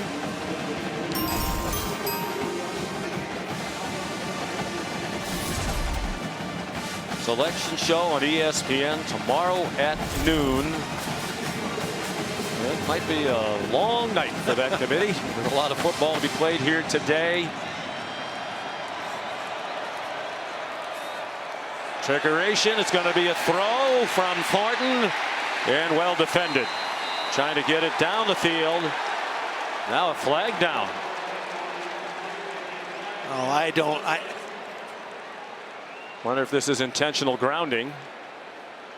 There was a receiver in the area. I mean, you know, he threw it away, which was a smart decision by Thornton not to force this ball. I thought there was a receiver in the area. Intentional grounding on the offense. The player who threw the ball away did not control the snap, and there was no eligible receiver in the area. Penalty is lost of down at the spot of the pass. It's third down. We'll take a look at it. Here's Thornton. He's going to come on the reverse, get the ball. It's a double pass. And let's bring in Matt Austin as we look at the replay. There's a receiver in the area. I'm sorry, there's a guy there, Matt. Well, there is a player there, but as you said, he was throwing it away. There wasn't a player 5 yards out of bounds. Okay, so the point is, because he was not a quarterback, he doesn't have the ability to throw the ball away like that, the way a quarterback does. Right, he didn't receive the snap, Gotcha. so only the quarterback gets that protection. Gotcha. Good clarification there. Now they're out of field goal range on 3rd and 19. Abram Smith spun around and dropped for a loss. So the tricky play backfired. The penalty yardage brought them out of field goal range, and then Jim Knowles' defense with a big stop led by Malcolm Rodriguez with Colin Oliver. Brock Martin not on the field, one of the other key leaders on that defense. Rodriguez, such a great player, such a heady player, leading tackler on this team the last 3 years. Now Baylor wants to try to pin it back and let their defense play with a long field. Isaac Power, the punt, hoping for a good bounce. He didn't get it.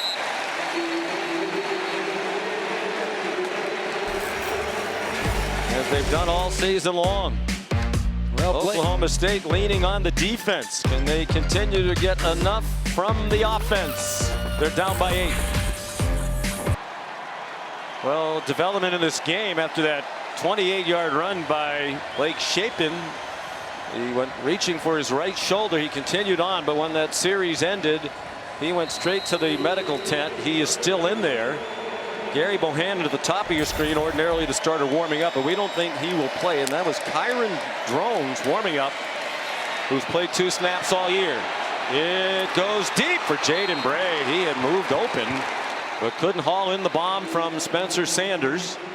Yeah, he had beaten Mark Milton on the play, but the ball was underthrown by Sanders. Couldn't get enough on it, and Bray not able to put the brakes on in time to make the catch. Tried to come back to it, got his hands under it, just not able to secure the catch. Holding on the offense. 10-yard penalty. It's still first down. No number given, but an offensive holding penalty. 66 they just called out. The center. Joe Mahalski, who was starting for the 3rd game in a row. He was a backup through the first 10 games. Danny Godlewski, who was the starter, is injured.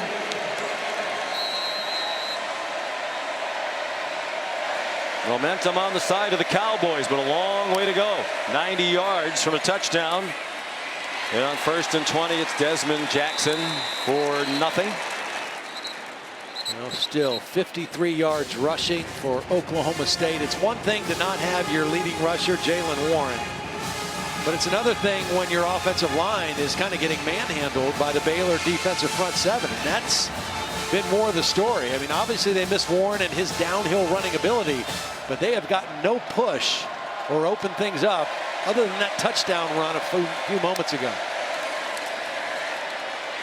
Sanders under pressure, throws it away.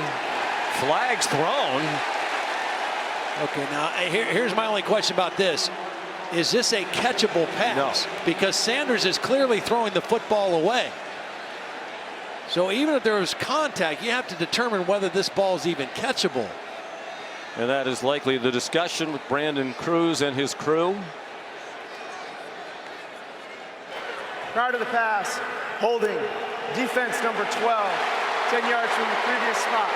Automatic first down. Wow, what a bailout penalty. I mean that is a penalty.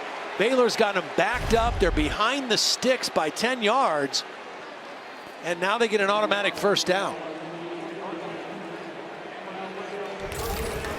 Matt, is it because they called the hold before the ball was thrown that stands up even if it's not a catchable pass? I'm surprised by that. Yes. Yeah, if you're holding and the ball is thrown, that becomes pass interference. Gotcha. Quick throw out wide to Tay Martin, taken down at the 24-yard line. Jairon McVea made the tackle.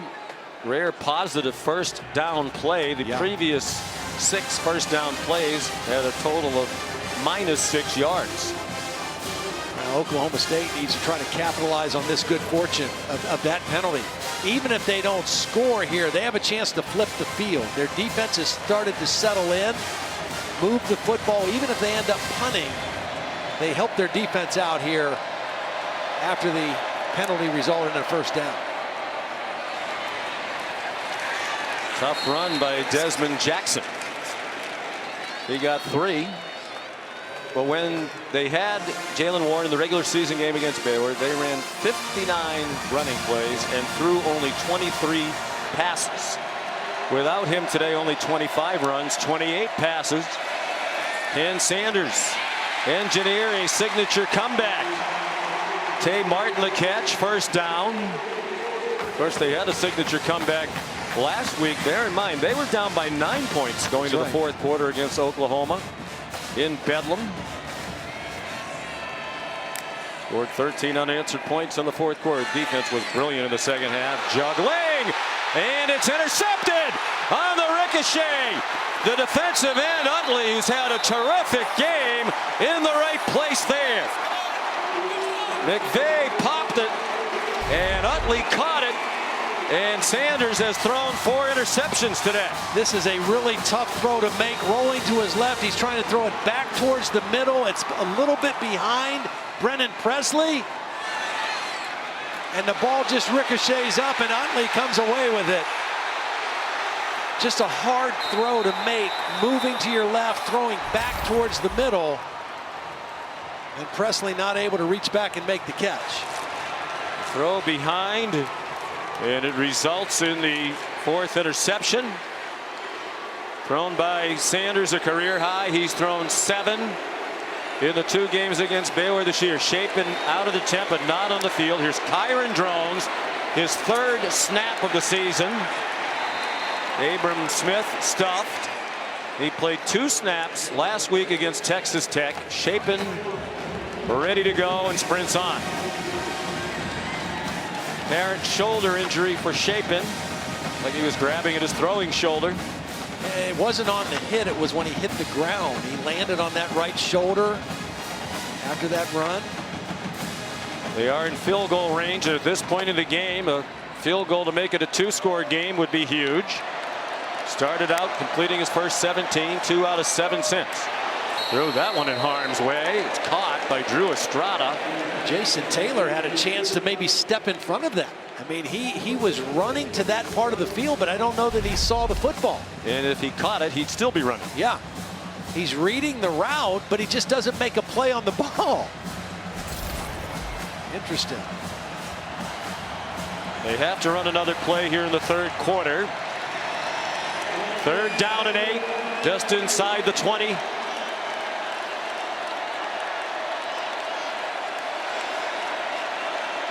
Baylor once led by 18. It was 21-3. Chapin has it batted back in his face. It's caught by an offensive lineman. Grant Miller, the guard, who caught it on the ricochet. And that gets us to the end of the third quarter. It was Lacey who batted the pass down.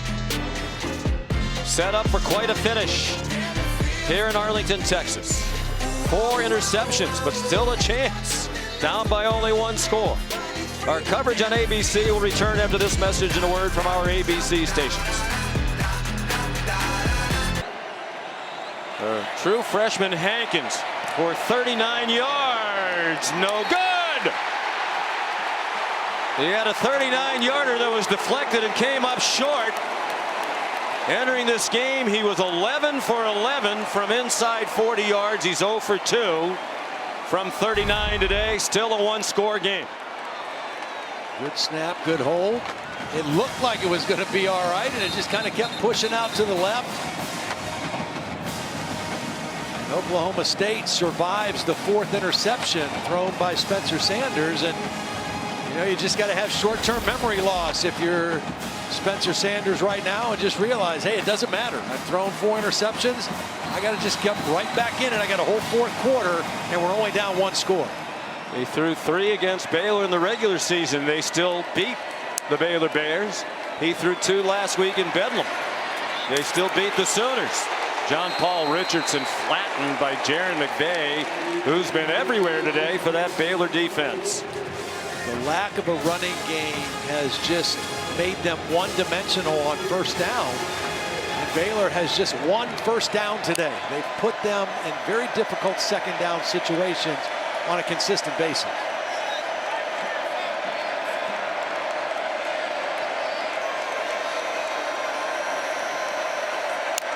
Pistol with Dominic Richardson, the running back. Pressure up the middle, and Sanders goes down. Terrell Bernard was first there for Baylor, and a big loss back to the 12-yard line. Well, Ika's coming here, and then Bernard's coming right behind him. Here they come together. It's the big fella, and the linebacker gets to the quarterback. And another impact of the loss of Jalen Warren. If you watched Bedlam last week, you saw it. He's not only excellent in blitz pickup, but he is delivering blows to those who are trying to rush the passer. 3rd down and 19. Got to be smart here, probably conservative. 1 score. 4-man rush. Sanders across the line of scrimmage now and run down by Matt Jones. Who had a mammoth game in that loss at Oklahoma State. Had 13 tackles. Of course, they played that one without Terrell Bernard, so they needed more from others. So the defense forces a 3-and-out for Baylor after the missed field goal. Tom Hutton, the punter. 215 total yards of offense for Oklahoma State, coming in last 5 games over 450 a game. Baylor's defense has been on point. Muffed punt again this week, and it looked like the Cowboys have it. They do. Corey Black recovers the muffed punt. Ebner, one of the great return men in the country, the special teams player of the year in the Big 12 this year and last, with a critical mistake. And the muffed punt has become a key part of Oklahoma State's games these last 2 weeks. They lost a punt last week. A muffed punt that led to a touchdown after they had a fumble that led to a safety to put them behind by 9 in the 3rd quarter. And it was a muffed Oklahoma punt that helped them back. And now it's lost by Ebner. Screen pass. Richardson, and the defense rises up again. Chidi Obanaya. Obanaya did a great job reading that play. He was an interior lineman. He read the screen, read the movement of the line, and got out there. And again, no gain on first down. forcing a 2nd and 10 here for Oklahoma State after the turnovers. Ron Roberts is the defensive coordinator. Spencer Sanders, 20 out of 32 passing for 164 interceptions. Safe pass, Jackson, room on the corner, belted out of bounds on the near sideline by J.T. Woods. Great block by Jaden Bray. You know, a lot of times you see wide receivers try to hold that block and they get called for holding. He did a great job of just moving his feet, staying in front of the defender and getting the corner secured. Big 3rd down and 5 here. You'd have to think if they get even a little bit closer, it's probably 4-down territory. Without their best weapon. Great field position after the turnover and needing 8 to top. Double pass. Brennan Presley. Not open. Sanders is open. Sanders puts his head down and gets the 1st down by 1 yard. At first, from up here, it looked like Baylor had this play covered. Like they were expecting the throwback. First of all, Sanders almost gets knocked to the ground by Dylan Doyle. He's still able to get up, make the catch, and get the 1st down. At the 19. 4-man rush. They push the pocket back. Sanders threw it away, and it's ruled incomplete for the moment. Obaniah with the bull rush just kept forcing Spencer Sanders back, and now the officials are going to talk about grounding. Intentional grounding. Offense number 3. Threw the ball into an area with no eligible receiver. Penalties, loss of down at the spot of the pass. 2nd down. Matt, what do you think? Well, this is a good call for intentional grounding. If the quarterback is contacted, then he throws the ball, he's got to get it really close to a player. If he starts his arm movement, then gets hit, you give him a lot more latitude. But in this case, that's definitely grounding. Obaniah just ran right through Hunter Woodard, the right guard, and just got into Spencer Sanders. And not only do you lose the yardage, you lose the down as well. So now it's 2nd and 22. Back into 31. 11:14 to go. Oklahoma State once trailed 21-3. Plenty of time for Sanders. Zings one for Tay Martin. Held on to the ball. Got the penalty yardage back, +1 or 2. Took a hard hit from Christian Morgan. Boy, he's been as good as advertised now. That's the 11th time they've targeted him today. He's making catches outside. He's making catches, the tough ones coming into the middle of the field. His 7th catch for 77 yards now. That was a 14-yard play. Make this 3rd down more manageable. 8 to go. Movement up front on the pass rush. Throw caught. Down at the 1. Dezmon Jackson the catch. The stand-in for Jaylen Warren with Dylan Doyle right there. 1st and goal. Well, Dylan Doyle, the middle linebacker, had a long way to go to get in coverage, and he was late. And it was a nice throw to Jackson.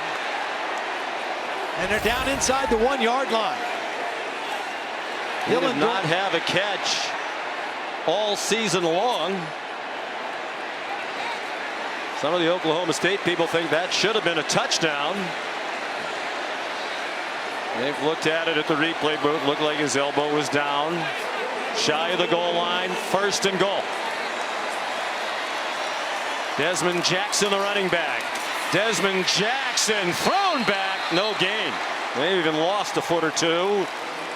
Cole Maxwell, boy, that front 3 has played well. It's really been a front 6. Collectively, they've done the job along that line of scrimmage.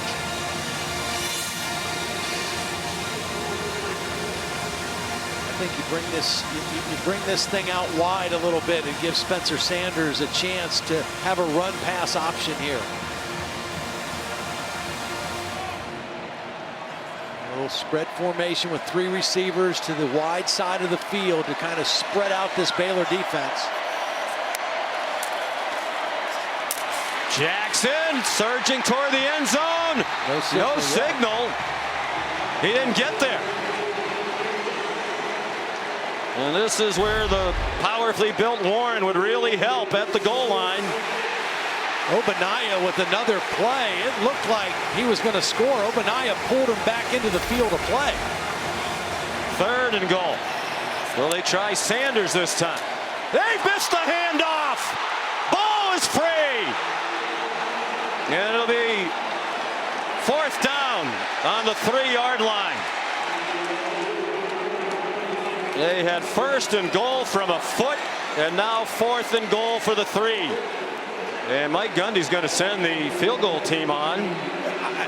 He's going for the field goal because they had 3 plays deep in the territory and they went backwards. They didn't show any positive signs once they got down there, and he wants points. Well, they've run for 41 yards today. I'm surprised they didn't try one pass. So this would be a win for the Baylor defense. They have a goal line stand and force the chip shot field goal from 20 yards. It's a 5-point game, but that's a very unsatisfying development for Mike Gundy and the Cowboys. There's how close they were. Elbowed down a foot from the touchdown. They had chances from there. Fortunate they wound up with the 3 after that missed exchange.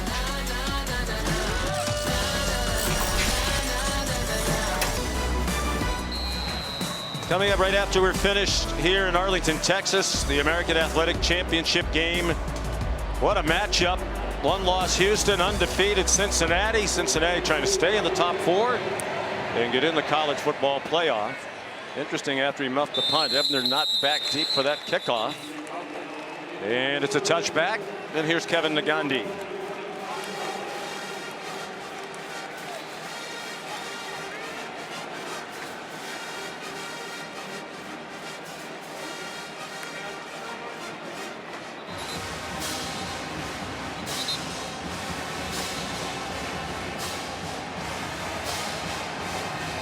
Have to love championship Saturday.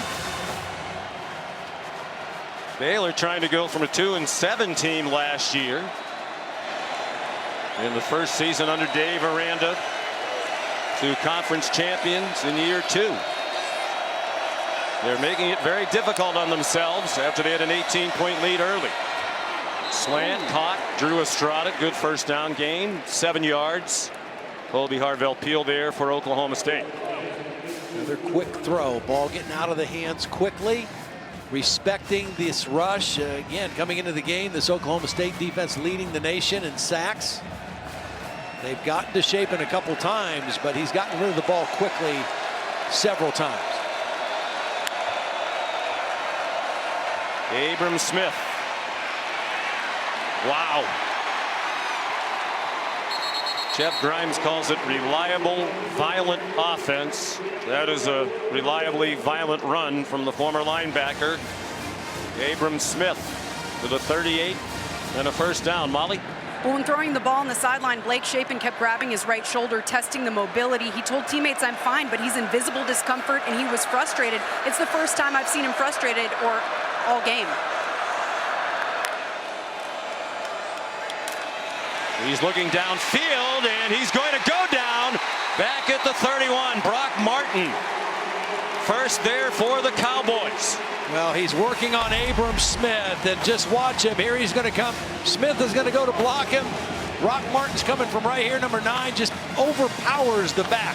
Runs right through him and right to the legs. And he, along with Malcolm Rodriguez, were both state champion wrestlers, and that's the way they tackle. They go for the legs, and they get him on the ground. 4th sack for the Cowboys. Their nation-leading total up to 53. Smith in trouble behind the line of scrimmage. Did well to get across the 35. And here comes a mammoth 3rd down. 3rd down and 13 for Baylor. 6.5 to go. Trying to earn their school record-tying 11th win of the season, trying to win their 3rd Big 12 conference title. Now, if you're throwing the ball, if you're Jeff Grimes, you got to not only worry about Brock Martin, but Colin Oliver, the freshman on the other side, who's the team leader in sacks. Here's Oliver right here, number 30. The brilliant freshman. Only one man down in a stance.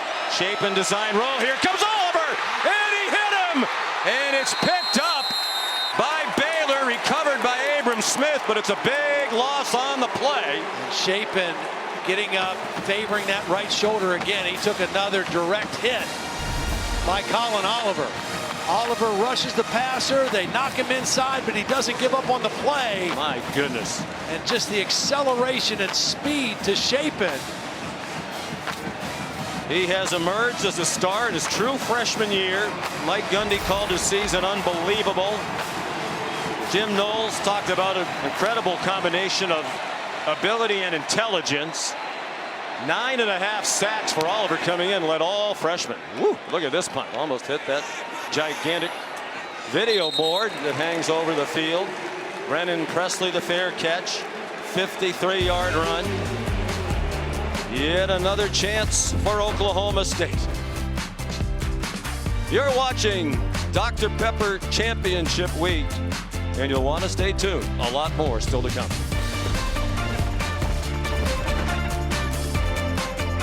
Fans deserve.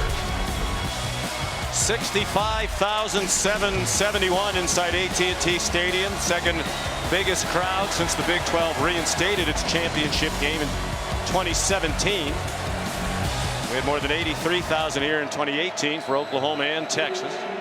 Oklahoma's run of 6 straight conference titles has ended. Who will win this one? 5:25 to go. Spencer Sanders had a rough. He could change the narrative here in the fourth quarter. Wise to throw that one away. He's thrown 4 interceptions. The 4 interceptions by the Baylor defense, the most in a Big 12 title game. The previous record was 3 interceptions by 8 different teams. This conference formed in 1996. They played a championship game for a while. It went away. And now, as we said, they brought it back in 2017.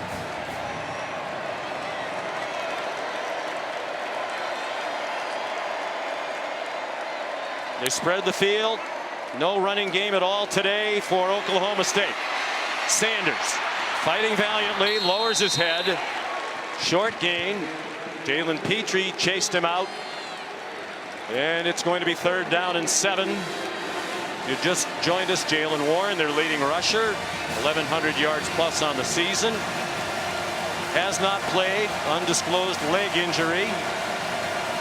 And as a result, they've rushed for only 44 yards. And it's taken their play-action passing game, which has been so effective over the last 5 or 6 weeks, kind of out of the equation as well. They ran for 219 against Baylor in their regular season win. Under 5 minutes we go. 3-man rush on 3rd and 7. Sanders over the middle, short. Tay Martin stopped well short of the first down by Al Walcott. And it's 4th down and 4. And after some hesitation, here comes the punt group. You run crossing routes when you expect it to be man, but this was zone coverage. 2 deep zone. They dropped and kept everything in front. And that's why Martin had nowhere to run with the football after the catch. Drew Estrada now back for the punt after Ebner with the muff. At this point, just make sure you don't have a catastrophe back there. If in doubt, just get away from it. That's what Estrada is telling them to do on the Hutton punt. They'll roll down to the 27-yard line. 42-yard punt. Give you a chance to cheat during the break. The Aflac trivia question. Oklahoma State trailed by 18 points today. We want to know, what is the largest deficit they have overcome to win in Cowboy football history?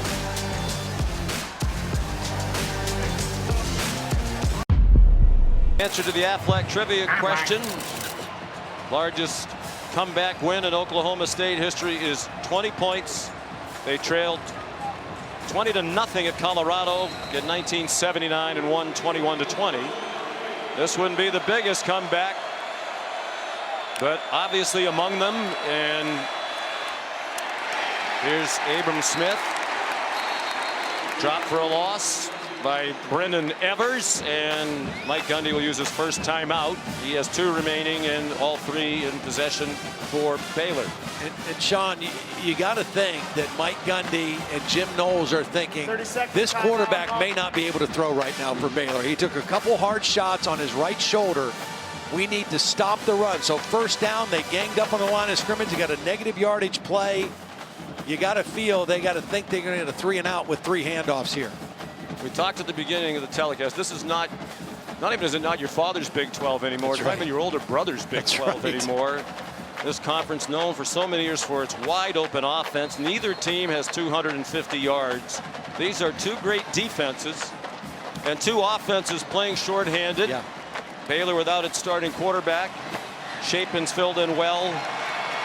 Oklahoma State without its leading rusher, Jalen Warren. They haven't really been able to run the ball at all in his absence. Really 3 outstanding defenses in this conference. Iowa State, John Haycock, and that's why those 3 teams played close ball games all the way through.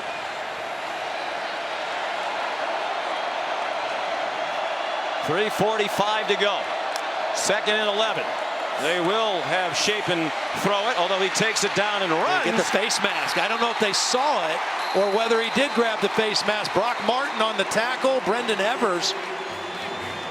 The way his head went down, it looked like a face mask was grabbed, but he had the jersey and pulled him down. And a timeout called by Oklahoma State. So the defense leading the way again. It's Evers with 2 big plays on this series. 3:39 to go. Lots of other teams around the country watching with interest.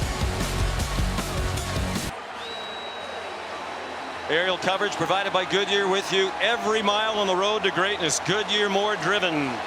Back inside AT&T Stadium, the Big 12 championship game to be followed by the battle for the American Athletic Conference championship. Cincinnati trying to remain undefeated as it takes on an excellent Houston team. The ACC title game tonight at 8 Eastern on ABC matches Pitt and Wake Forest. 3rd down and 15 for Baylor. Hanging on. Short throw to the tight end Sims, and he's chopped down about 8 yards short of the first down by Jason Taylor. Mike Gundy uses his last timeout. Plenty of time with 3:32 to go. 32nd timeout called by Oklahoma State. Well, the defense does the job, and we've said that about both teams today over and over and over again. Mike Gundy's Cowboys are down 21-6. Looked like Baylor had it in control about 4.5 minutes into the 3rd quarter when Dave Aranda decided to go for it on his own 36, 4th and 1. You saw the incomplete pass. Oklahoma State scored a touchdown. Then they got a muffed punt that they took to the 1 and had 1st and goal inside the 1. Had to settle for a field goal. But they were within 5. Rallied from 9 in a wild Bedlam game to beat Oklahoma last week. In that Bedlam game, Presley, who is back to receive this punt, had a 100-yard kickoff return in the Also first had half. a muff. Yes, he did. He had both. Wow, look at that. Rocket of a punt. And Presley makes a diving catch at the 10. 61-yard boot by Isaac Power, appropriately named there. 61 yards in the air. I mean, that thing really took off in here. So a field goal does Oklahoma State no good. 3:23 to go, 90 yards with no timeouts. The time really shouldn't be an issue. No, but what's been the issue for Oklahoma State is first down production. That's been the problem. They have been so bad on first down without any running game that they've been behind the chains. It feels like just about every possession they've had the football. Spencer Sanders was a huge part of leading them back last week. His 37-yard touchdown run was the first score after they went down by 9. Shovels it ahead. Dezmon Jackson bounces down very near the 20, and it looks like a first down. It is. A productive play on first down. Bryson Jackson is down at the end of that play. He was involved in the tackle on Dezmon Jackson. As they tended him, let's go back, Todd, and take a look at the college football playoff rankings entering today, because we talked about how the results of, in particular, 3 of these championship games today affect so many other teams. And right now, Notre Dame, Ohio State, particularly Notre Dame, cheering like heck for Baylor to hang on and win this game, get Oklahoma State out of the way, and perhaps clear a path for the Irish. And Still the possibility of chaos today that could bring some of those other teams, including Baylor, back into the picture. They'd need a lot more chaos the rest of the day. Yeah, but the thing that they would have on their resume is if they hold on and win a Power 5 conference champion, you know, and that you got other teams that are at home watching right now that would have a similar record. So that would carry some weight with the committee, but a lot left to play today and a lot left to play right here with 3:14 left, and the Cowboys have the ball set on a first down. Baylor protecting the lead. They bring pressure, and Matt Jones hit Spencer Sanders in the back as he wound up to throw. What a game it's been for Jones, including one of the 4 interceptions for Baylor. Yeah, just beat the left tackle, Cole Birmingham. It was just a 4-man rush, but he got to the quarterback, and Sanders lucky that he threw that ball before Jones got there. It would have been a sack fumble.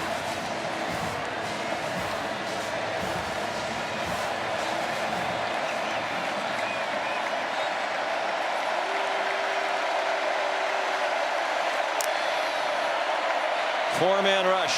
Sanders running out of time. It's a pop-up, and it is caught by John Paul Richardson for another first down. Victor Obi blasted Sanders. The ball was there for anybody to haul it in, and the Cowboys did.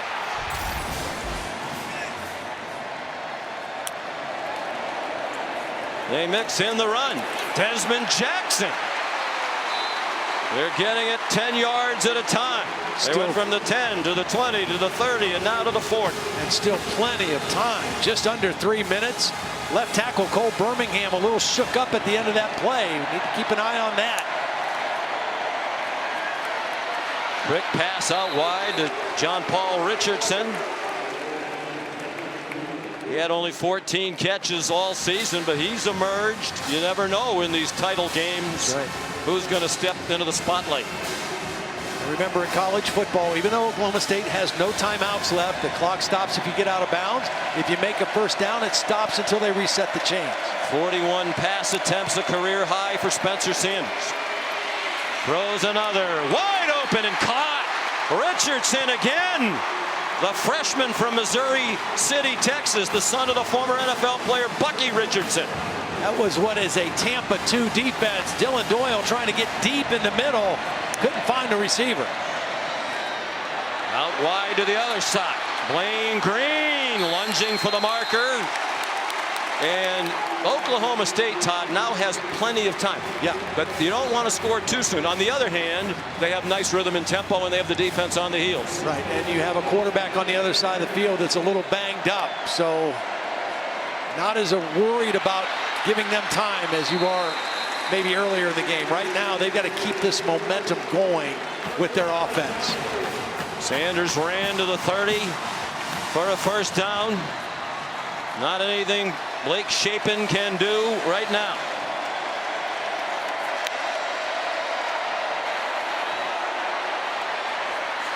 Short pass, Blaine Green out of bounds.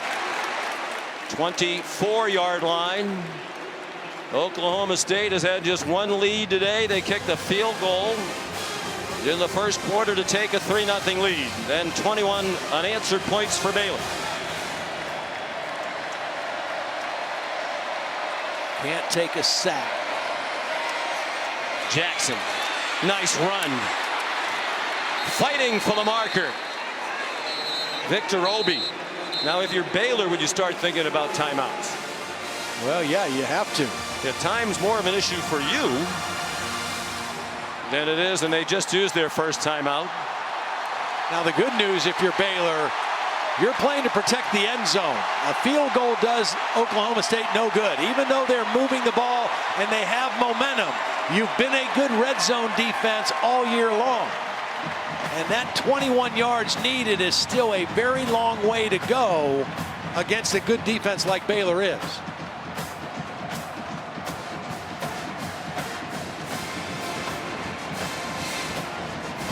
We talked about you never know who will emerge. Dezmon Jackson stepping in today for Jaylen Warren.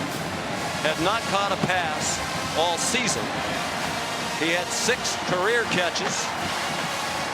And he's a 5th-year senior. He has caught 7 balls. A lot of those short checkdowns. He's They caught. need to get this first down. Yeah. He's caught some balls. Of course, Tay Martin has caught 8, and Jaden Bray has shown up today too. He's caught 3 balls, a couple big catches. Number 85, he's down here at the bottom. Bear in mind they couldn't get this length on 1st and goal. They're not going to run it. It's a quick slant for Tay Martin and a first down to the 13-yard line. It was an RPO. The line was blocking run, and that was just Sanders and Martin making a play. They're going quickly, even with plenty of time now. Failing rhythm and momentum, really, for the first time today. And after that short run by Dezmon Jackson, a timeout called by Dave Aranda. He has one left. Oklahoma State doesn't have any. Just amazing. You know, for the first 55 minutes or more of this game, Oklahoma State not really able to sustain much offensively. This has been an outstanding drive, and you got to give a lot of credit to Spencer Sanders shaking off the interception, shaking off the mistakes, and putting a drive together here late to put his team in a position to try to win this football game. Yeah, if they don't win, he's going to take a lot of heat. If he engineers this comeback to win, all those interceptions will be forgotten. He's 7 out of 8 on this drive for 59 yards with really no threat of a running game. Baylor needs this guy right here, Terrell Bernard, to step up and make a play. He's their leader on defense. 2nd and 7 from the 10. 1:36 to go. Dezmon Jackson powering forward. And Baylor will use its final timeout. The play went near the 6-yard line. 30-second timeout called by Baylor. An enormous 3rd down and 3 upcoming for Mike Gundy and Ron Roberts' defense.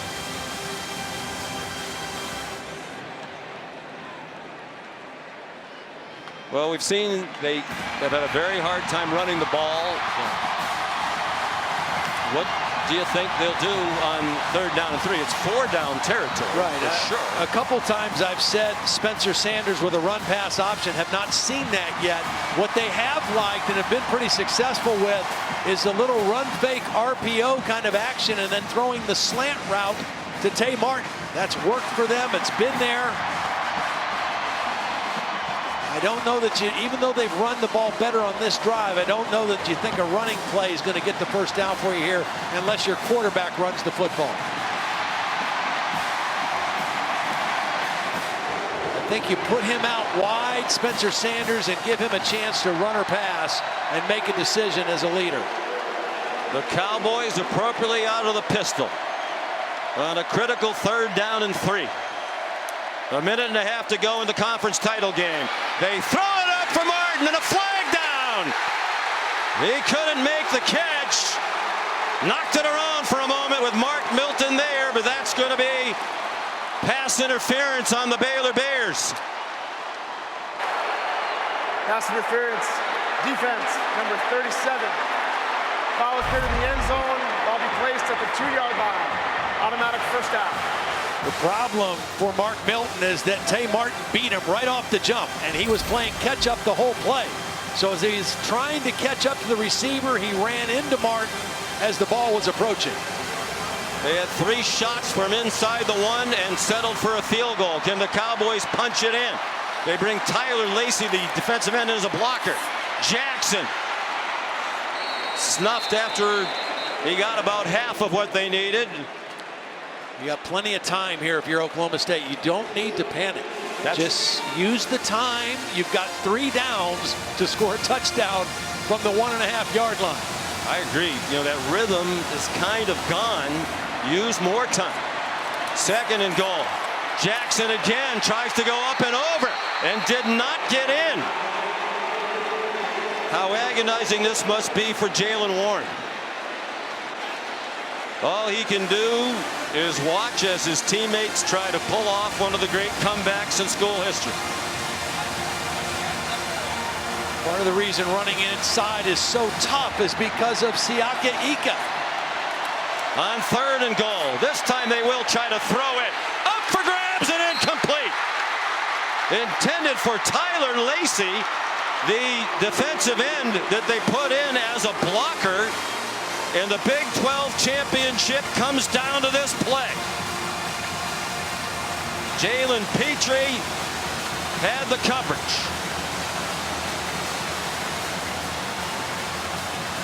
Got to bring Tay Martin back in. He's got to be one of your possible options here. Play clock running down. Neither team has a timeout. Oh, they pumped it back up to 18 seconds. Can they finally get in from the 1?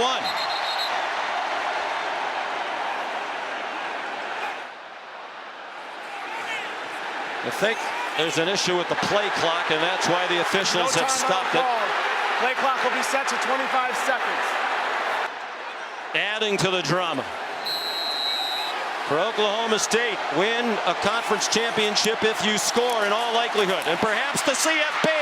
Jackson trying to turn the corner, and he did not get there.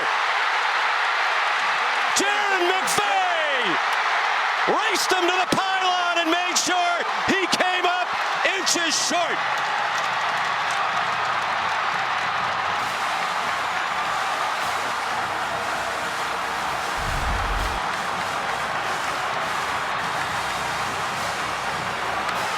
Right no question about the call. He didn't get to the pylon. McVea in his 59th career game for Baylor with one of the big plays in the history of their football program.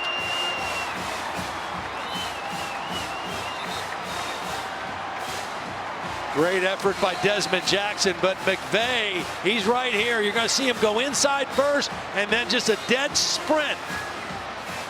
And holds him up short of the goal line. What a great individual effort by McVea. One of those 6th-year super seniors from Richmond, Texas. Only Treston Ebner's played in more games for Baylor. And if they can manage this last 24 seconds, they got to get it forward and not take a safety. They'll be the conference champs. Shapen did well to do all he needed to do. Go down without being in the end zone. And the Baylor Bears, who needed Oklahoma State to beat Oklahoma a week ago to get into this game, knock off Oklahoma State to win the 3rd Big 12 championship in school history. The other two were during that stretch when they did not have a conference championship game. They were in 13 and 14 under Art Briles when the regular season champ was the conference champ. And for Oklahoma State, that close to the conference title and perhaps that close to the college football playoff. Here's Dave Aranda with Molly. Coach, as a defensive guy, you've got to be so proud the game was in the hands of your defense. What was it like watching them get you this win?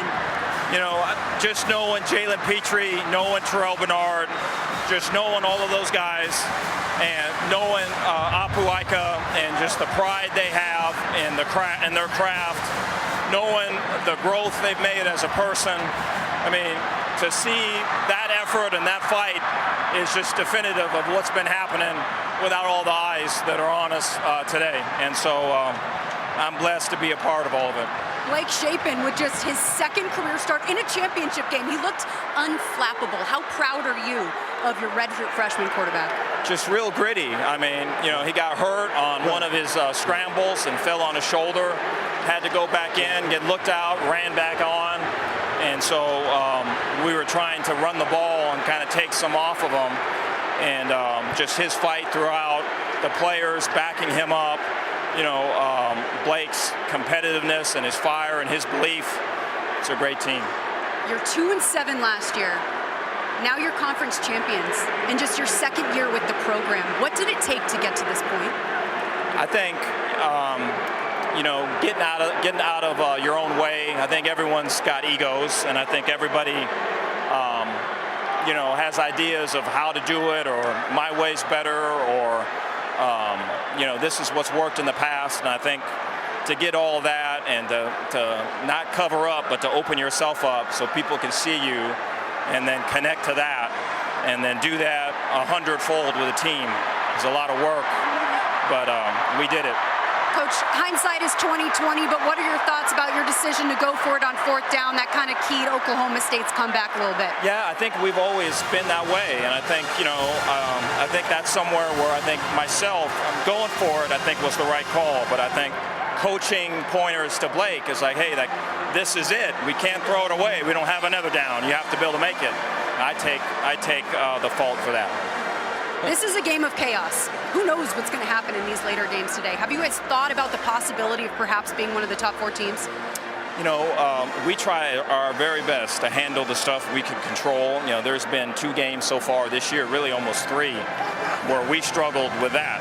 And so I think, just the stuff that's lined up in front of us, whatever it is, we're going to do our best to show up and be us. Thank you. Congratulations on the win, Coach. Appreciate it. Thank you. Sean. Well, I think he's fortunate. It was the right thing to do, going for 4th down and a yard on your own 36 up by 15 when the game was really seemingly in their control, because it worked out. But he was this much away from being asked about that for a long time to come. And you talk about, you hear the cliche, it's a game of inches. I mean, that was a play of inches, right? And Oklahoma State had a couple play of inches. They were so close. This one, the catch, elbow down just inside the 1. They could not get the ball in the end zone from there.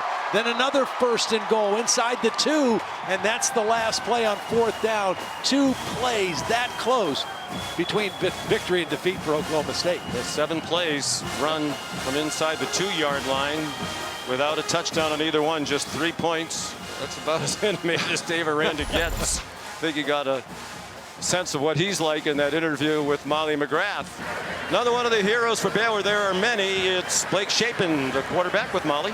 Blake, you just had a really cool moment with Gary Bohannon here. You guys were hugging. What was that all about? Me and Gary have been really good friends ever since I got here. And Gary has gotten us to this point of the season, and it was my job to finish it off for him and these seniors and everybody else. So I'm very blessed to have a really good friend. I call him one of my best friends. So it's awesome to have that relationship with him. Your 2nd career start, and it's in a championship game, and you lead your team to a championship. Were you nervous at all during this game? Because you looked unflappable on the sidelines. I mean, pre-game, you're always going to have butterflies before you play, but no, when you get in the game, you get the first play jitters out of the way, then you just roll from there. But it's a testament to our defense, our coaching staff. Our defense played a hell of a game, and I'm so blessed to have them on the other side. So. 17 completions in a row. I would say you were on a roll, and then you did injure your shoulder. I saw you holding that right shoulder. How are you feeling? I'm feeling okay. It's a little sore, but I'm just glad we got the win. What was it like watching your defense hold them and win this game for you? Like, what were you thinking on the sidelines as that's going on? Just let's get a stop. I mean, they played so good all year, and I knew when it came to that moment they were gonna come through. I just knew it. So yeah, I'm so blessed to be in this moment. I give everything to God, and I'm so blessed. Congratulations on the win. Thank you. Thank you. John. Yeah, if you joined us late, he was their backup quarterback most of the year behind Gary Bohannon, who couldn't go again today with a hamstring injury. Blake talked about their closeness, and Molly referenced the hug, and there it is. Bohannon very much still a team leader. We saw that throughout the game today, including a lot of conversations with Shapen. But you marvel now at the poise of young people. You think, oh boy, guys, a redshirt freshman stepping into this environment with everything at stake. 17 straight completions to start the game, the championship game record. I saw it on film when he came in for Bohannon in the Kansas State game on the road in Manhattan. It was a gritty win. Then he started last week, and their defense didn't play as good as they normally have last week, and that was a close game with Texas Tech, but he played well, took care of the ball, and then today he was outstanding. It's amazing, though. When they played him in Stillwater in October, Baylor gained 280 yards. It was one of their lowest outputs all year, and they lost. Today, less, 242 yards of total offense, but they come away with the victory. Their defense was really the difference today. And we talked about it, the Big 12 has become the conference of defense. And that was the ultimate deciding factor in this game after the pass interference call in the end zone. They had 4 cracks at it starting at the 2-yard line. Jackson inside a couple of times. They tried to throw to a defensive end, Tyler Lacey, and then this was the one that the whole season came down to. And Jairon McVea running down Dezmon Jackson, who fought valiantly. You know, we talked about it a lot during the game, but you don't want to overkill it. Baylor also played without a very important player in Bohannon, but the absence of Jalen Warren was especially down there blow. by the goal line. Absolutely, I mean, he's a built low to the ground, power runner, north-south. That's where they needed him the most, and just came up short. The trophy ceremony, but these players having such a good time celebrating with each other, they have no great rush to get up onto the platform. Well, again, you just think about Baylor now. Dave Aranda still kind of learning how to be a head coach. They're 2-7 last year. He makes a complete change of his offensive coaching staff this year. He brings in, Jeff Grimes is a new offensive coordinator, a couple other new assistants. They totally changed the way they play offense. The defense continues with Ron Roberts, and they go from 2-7 now to 11-2. Quite a turnaround. Yeah, matching the school record for wins in a season. They'll have one more game to go. Here's Molly McGrath on the podium. Welcome to the 2021 Big 12 Championship Trophy Ceremony. Congratulations to the Baylor Bears. And we're here to present the most outstanding player in just his second career start. It's quarterback Blake Shapen. Blake, just your second career start and you're holding this trophy. Can you just appreciate this moment?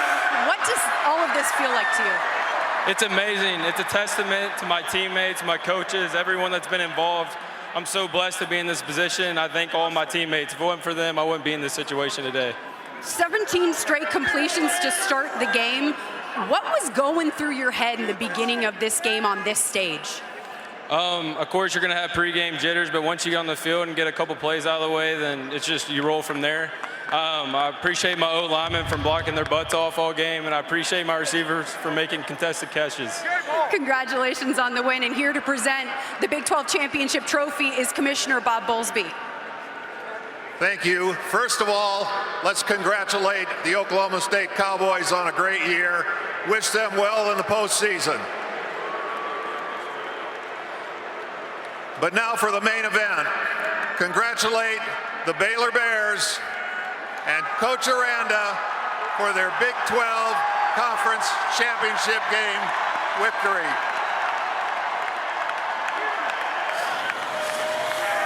Coach Aranda, you just passed off the trophy.